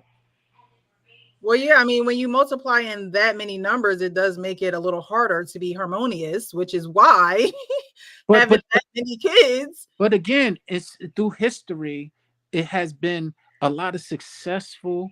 I don't know if harmonious would be the word, but very successful multi-children households that have created community, that have created societies, that have created towns, cities, whatever you want to call it, and were very successful at doing so. How did that happen? Community resources. The family was a community. Yeah. It takes you know why they had to create monogamy and marriage in the West? Because left up there to own devices, if we didn't have that, 80% of the women will be trying to marry 20% of the men. That's why men have to be monogamous in order for us to have order from that standpoint, which is all man-made stuff. Left up to our own devices, 80-something% of the women will be going after the top tier men, and the 80% of the men will be out here. We'd have to put them in jail because they'll be double incels. All right, because the women wouldn't give them any time or any play because they'd be all sharing the top 20% of the men. And since we've been doing that, niggas been getting more degenerate. Now the lower quality males have been reproducing 10 times more than the high quality males. That's like the fucking runt dogs. The runt dogs is fucking making children 50-1 to the niggas that's superior. That's why you got these goofy ass stupid niggas that fucking distract your child from learning, and you got to beat these niggas up because the stupid niggas that should have never reproduced 200 years ago got fucking 100,000 motherfuckers out here. He's no, he was spitting. My bad. I had to spaz a little bit. Oh, we gotta look at these ugly ass children on the bus and at the motherfucking. I'm sorry. Precious. Are you gonna keep letting us go? Drop the link next week. Are we gonna see you again? We're gonna see you again. Thank you, Precious. Yeah,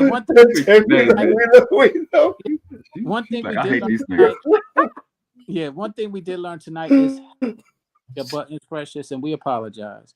We didn't mean to put you. Know what we prove? We prove you not know. We prove you not know. Real precious. Look, R-Pain got to be the real R-Pain. Kim got to be the real Kim. Y'all got to be who y'all are. Look, don't change on my account. But I hope that there are some lessons learned and that people can learn and hear and see for themselves, what is going on. My pastor, we're actually in this series right now called You're Smarter Than This. And he talked about there being worldly wisdom. And I think we have a lot of worldly wisdom on this panel. And I think we need some godly wisdom on this panel. And that comes from a man. Because sometimes the word of a woman just doesn't get through or penetrate the way that it should. And I think we truly need that. I think we do. Like I was telling Sean, if you want to be a Christian, you do have to, it is your job to spread the good news, right? And so, if I'm gonna have these panels, I do want to spread good information and not just hearsay and only the things that we think. And I know that has been what it is so far. But tonight, I think that we need to recall the order and really study to show ourselves approved. That's what I'll say. Because it's needed, and it's not just needed just in this space. It's just needed, period, for our leaders, for our men. I don't think that Black women don't love Black men. I just think that there definitely is a divide in the communication and the cohesiveness and the understanding and the love that is exchanged between the two. And it doesn't mean that, relationships can't work, but they need a little bit of work to work. And so we need to put in that work. And tonight really showed me that we need other voices, because I appreciate y'all. I love y'all for coming on and spending your time. You don't have to. You could be anywhere. You could be doing anything. Sean, it's your day off. You don't have to be here. Cam, I know you work and, very hard working. Arpane, you have a wife that you could be spending time with, world class. You got kids and stuff like that. So, I don't take it for granted that you guys are here. I'm really appreciative of you. But I think we need to spice it up a little bit and get some new voices. So I'm gonna look into doing that. But it is 1:15, so we're gonna end with final on the East Coast anyway, Sean. So we're gonna end with some final words this evening. But this has definitely been a colorful conversation. I'll say that much. A lot of clips that you got from this one. World class. We'll start with you. We'll go over to Sean, up to Cam, and then we'll end with Arpane. Now she's gonna get the worst one out first, right? Yeah, it's you. I'm just kidding. Go ahead. Great topic. You saved me some time. Now I gotta talk about Cam Newton because I got my frustrations. So I just think thanks for getting out here. That's a fact. Yes, this is okay. This is like what is this? What is it? Confessional? What's the Catholic shit? I had to get these demons out because I was upset. I was mad earlier today about this stuff. I was cussing at my phone and everything. I couldn't believe it. But I just think we're going into a good part of the next phase of this podcasting and live situation, having these conversations, because I'm here for it. It's kind of what I've been waiting for since we've been here, because we have to challenge value systems, and this is definitely one of them. I think it's about time that we really put this concept to the test. Like I said, I will be countering these anti Cam Newton and Nick Cannon having innocent children, and I will be comparing it with how often y'all delete children at a rate of 649 children a day. Y'all delete. Yeah, it's like that. They are fine doing that, which is 27 children an hour. But the niggas keeping the babies is evil, which is crazy to me. Don't make any sense. And we're gonna have a lot of discussions. I'm here for it. I definitely, when you have whoever you're gonna have up, I definitely want to be here for it on the panel, so it can be spicy. You know what I'm saying? We're gonna go viral. We definitely gonna go viral. So appreciate you. No problem. And you the flies always. You the flies in this space. I make sure we make that claim out there. She the flies. All right. Lip gloss, the color, the you know what I'm saying? The lip gloss met the light in the back. She be flexing. We see the dress. Thank you. Appreciate you. Sean, final thought. I like what you're saying in reference to identifying more values, as World Class just said, identifying the principles, but most important thing that you just mentioned, and I think it's important for the tone and the topic of the conversation, is that we all need to work. We need to put in work. And that's not a man or a woman. That's not gender specific. That's collectively. Mm-hmm. But we need to put in the work in the right, and we need to identify a goal or a value and then put in the work towards that. I think a lot of people are working, but they're just working towards their own desires, to the point that you're making with the Knicks and the Cams and many others. And this is why we stand strong on the Knicks. You know how women have the womanhood. Well, this is a display of the manhood, because if selfish is going to be something that we condone, let's not condone it conveniently. And that's what's happening often. Mm-hmm. So we have to work against the selfish nature that we all sometimes display, and call it out when we see it, and be able to address it so that we can help each other in the community. And that's why it's not save a hoe, because I also try and save a bro. Mm-hmm. It's not about, and it is about saving to our belief system, being a Christian man.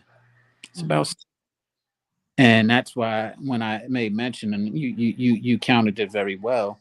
Jesus did save a hoe, but you're right. The hoe wanted to be saved, and all I'm advocating is that we make it more popular for these hoes to want to be saved and these bros to want to be saved, because we all are in shambles right now, and when we're a collective, and I just think of us as a collective. I don't think of it as me. I don't think of it as man. I don't think of it as you. I don't think of it as women. I think of it as us being a community, and I'm hoping that we can help each other, because I ain't perfect. Right. Neither am I.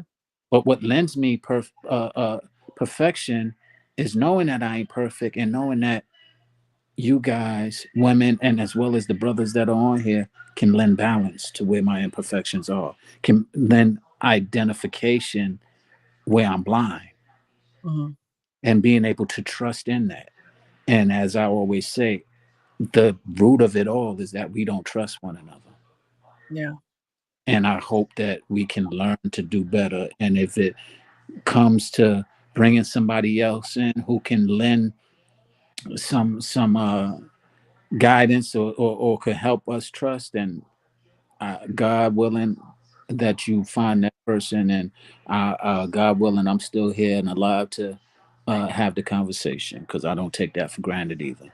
So with that, blessings to you all. Thank you, Precious, for having us. And I want to lean back on, and thank you for reminding me, as you did tonight, lean back to something bigger than myself. And I hope that we all can recognize and identify it's bigger than you, it's bigger than me. Thank you, Sean. I appreciate you. Yeah, them hoes put themselves in position to be saved. And that's what we got to do. We got to put ourselves in position, right? The woman at the well, she wasn't even supposed to be there. They wasn't, those people were supposed to destroy her. But when Jesus got there, she was like, look, he got something that's worth hearing, that's worth digesting. He got the real water, the real life of water. So we got to put ourselves in position. And none of us are perfect, and we all have work to do, even with the word. I'm not a perfect person of the Bible and things of that nature, but I think digging deeper into that will help us, because it's needed in today's society. We use the word society a lot tonight in tonight's live, and that kind of bothered my spirit, because we're not supposed to be doing what society is doing. That's not our calling. And so if we want to be leaders of society, we got to be doing something different. We got to be walking a different way. And so, in order, like y'all say, wanting to be leaders and saving people and things of that nature, this is a form of that. It doesn't always have to be a romantic partner, or even a friend. It could be someone that we don't know that's watching, that just tuned in for the night. And so when we have these conversations, and we are leading, and we are having these perspectives and things of that nature, we want to have them from high places, and not childish banter and things of that nature. And I'm not saying that we do any childish banter on here, but when I was a kid, I thought as a kid and I spoke as a kid, but as I became an adult, I put those things away. And a lot of things that I see on social media and YouTube, we just need to put those things away. We got to move past it. We got to elevate our conversation and our leading and facilitating and things of that nature. So thank you, Sean. I appreciate you for being here. Again, you've been rocking with me for a minute, so I really do appreciate you. Our Pain, final thoughts, sir? Yeah, I got it. Listen, I think this was a good conversation. I can't find, it's funny, it's strange to find myself from the standpoint of somehow defending Nick Cannon, because I wasn't always this way, and Cam Newton, because I look at it a lot differently now in terms of what they're doing. And again, it is because society has stripped away whatever social construct to say you should only have one wife and you should be married to her and have your kids all in wedlock. But I just categorically deny that the fact that they have resources to take care of their kids make them unfit fathers. I don't agree with that. I just don't. And nobody's going to gaslight me into doing that. I think those kids are going to grow up having better lives than 90% of the kids, or maybe even 95% of the kids in existence. So that being true, the fact that the way they set up their family construct, multiple families, is no different than a man who was married to the woman in the neighborhood who had a family down the block. A lot of men used to do that, and they didn't have no resources to really do that. They just worked hard. And those kids had to be divided between all of them as well. So the notion that you have to be there all the time is, yes, it's serendipity is good. So that problem has, I think that we have other things that divide us that are much worse. And trying to scapegoat Nick Cannon and Cam Newton is something I just can't abide by, especially by the woman who was gaslighting them. And not only because she was just a woman, I just didn't like her demeanor doing it, because I don't think she deserves to be the person talking down to anybody. I could just imagine a man sitting down berating a woman who has 5 kids by 5 different men and telling her that she's low vibration and all this. I could imagine the conversation on these panels would be a whole lot different if that guy wasn't completely canceled completely. So let's just keep it a buck. We can't be saying stuff to men and think that, we all the rest of us have to agree because women are saying it. Because the opposite is simply and categorically not true. Because we can't tell you the truth to your face without repercussions. So, I appreciate coming up here. I think this was a good discussion. We kind of kept it kind of light. The topic is maybe it's not even as serious as we're making it, but I really believe that we can't minimize resources when people have them, and how to use and how to utilize them to compensate from what we might call traditionalism. And so that's the way I look at it, because even when you're traditional, if you don't have no money, your household is miserable. Because I'll give you this, men in general, if they can't afford to feed their families, but they're living at home, it ain't that pleasant. It's not that pleasant, because men take gratification on how they serve and produce for their families. And when you can't do that, if you're at home, it's not that pleasant. So anyway, that's what I said. So I appreciate you inviting me up. I think this was pretty good. Listen, I was going to talk about this, but next week on the Black Man Unfiltered, I'm looking at this. I'm going to do this live about the liberal and the conservative, and which one has been worse for the Black community: liberal thinking or conservative thinking, right? Which one has been worse over the years, right? And we're leading into the political discussion of ideology. That's because that's what November 5th is going to be about: the ideology of liberalism and conservatism. And pretty much, I can admit, me talking about Cam Newton and Nick Cannon might even be a little bit more liberal than conservative in thinking about how that kind of family dynamic is. So is it one size fits all? Which one is better? So I want to be fair with that. Anyway, so that's it. Thanks for having me up. I appreciate it. No problem. And I'm telling you, your expressions tonight have been just gold. It's just been absolutely gold. And, I really have to say that. It's been all right. Well, I swear. Well, see, there you go. You can still be surprised. Yes. A lot of people say I have a poker face, but I couldn't keep it in tonight. Oh my God. It's been interesting. These conversations are what we're here for. And I think that a lot of times we don't go back and assess. We as creators will go back and watch and clip and all that good stuff. But I think this one definitely was an eye opener for me, for sure. But I appreciate you guys just the same as if it was last week or the week before. We need these. We need to know where we are in progress. We need to know that. And I'm glad we had this conversation. To those who are watching in the chat, thank you so much for being here. What's up? Cam, did you give your final thought? Oh no, I didn't. I don't want to belabor the time. I mean, you know what? No. That's my fault. Because whatchamacallit, World class. World Class dropped off, and so the order kind of messed up. So I apologize. Yeah. Go ahead. I'm sorry. Yeah, I think basically, I do agree with you as far as that.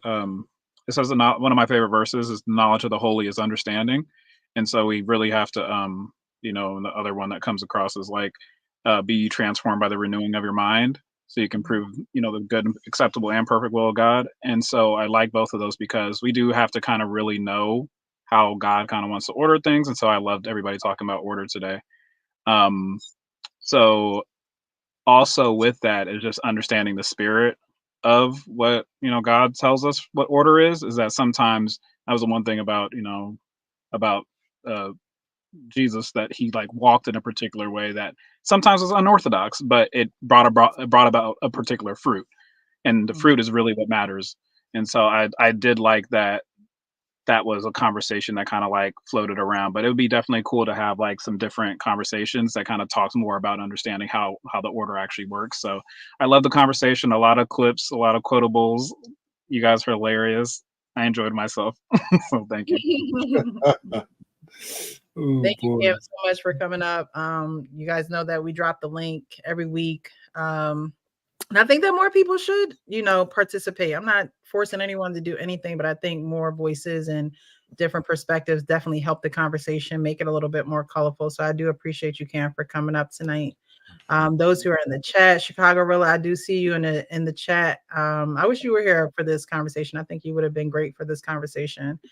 And those who have been commenting, thank you, Marcy. Thank you. Marcy is my friend. Y'all was trying to come at her hard. That's actually one of my good friends. I only got two friends, two female friends, and she's one of them. I was the one who pointed out that the other one is Mary, having multiplying for sure. So me and her have been caught up in a little bit because she's baby number 3 now. So she's definitely deep into the married life and forming her family. So I'm happy for her. But yeah, you guys, thank you so much for showing up, showing out. Thank you for the cash apps. My phone was on do not disturb, so I didn't get any notifications when they came through, but I definitely thank those who sent the cash app. I appreciate you guys for supporting the platform. But without further ado, my final words are always be real with yourself so you can be real with everyone else. If you're not real with yourself, you can't be real with anybody.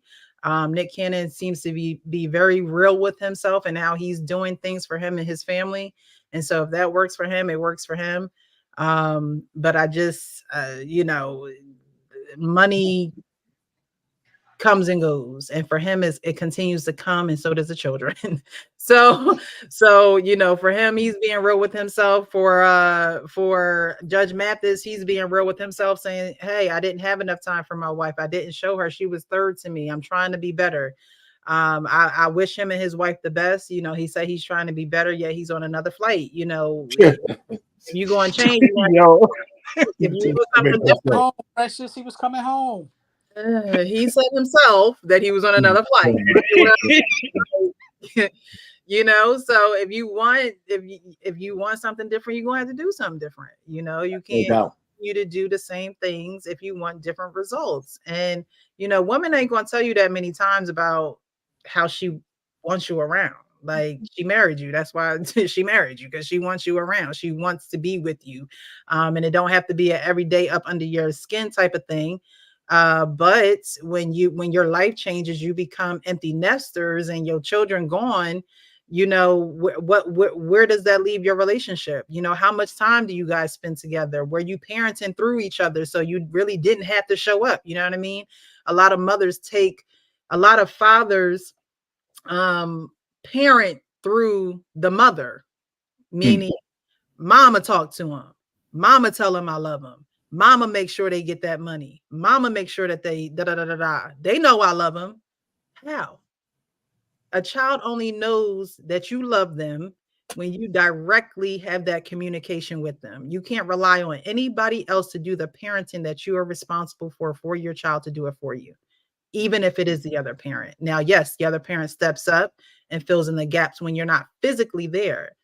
But as a father, you can't rely on the mother of the children to fill in for you spiritually and emotionally and even physically. At some point, it's just not going to be enough for that child, even though the father is doing what he's doing to provide.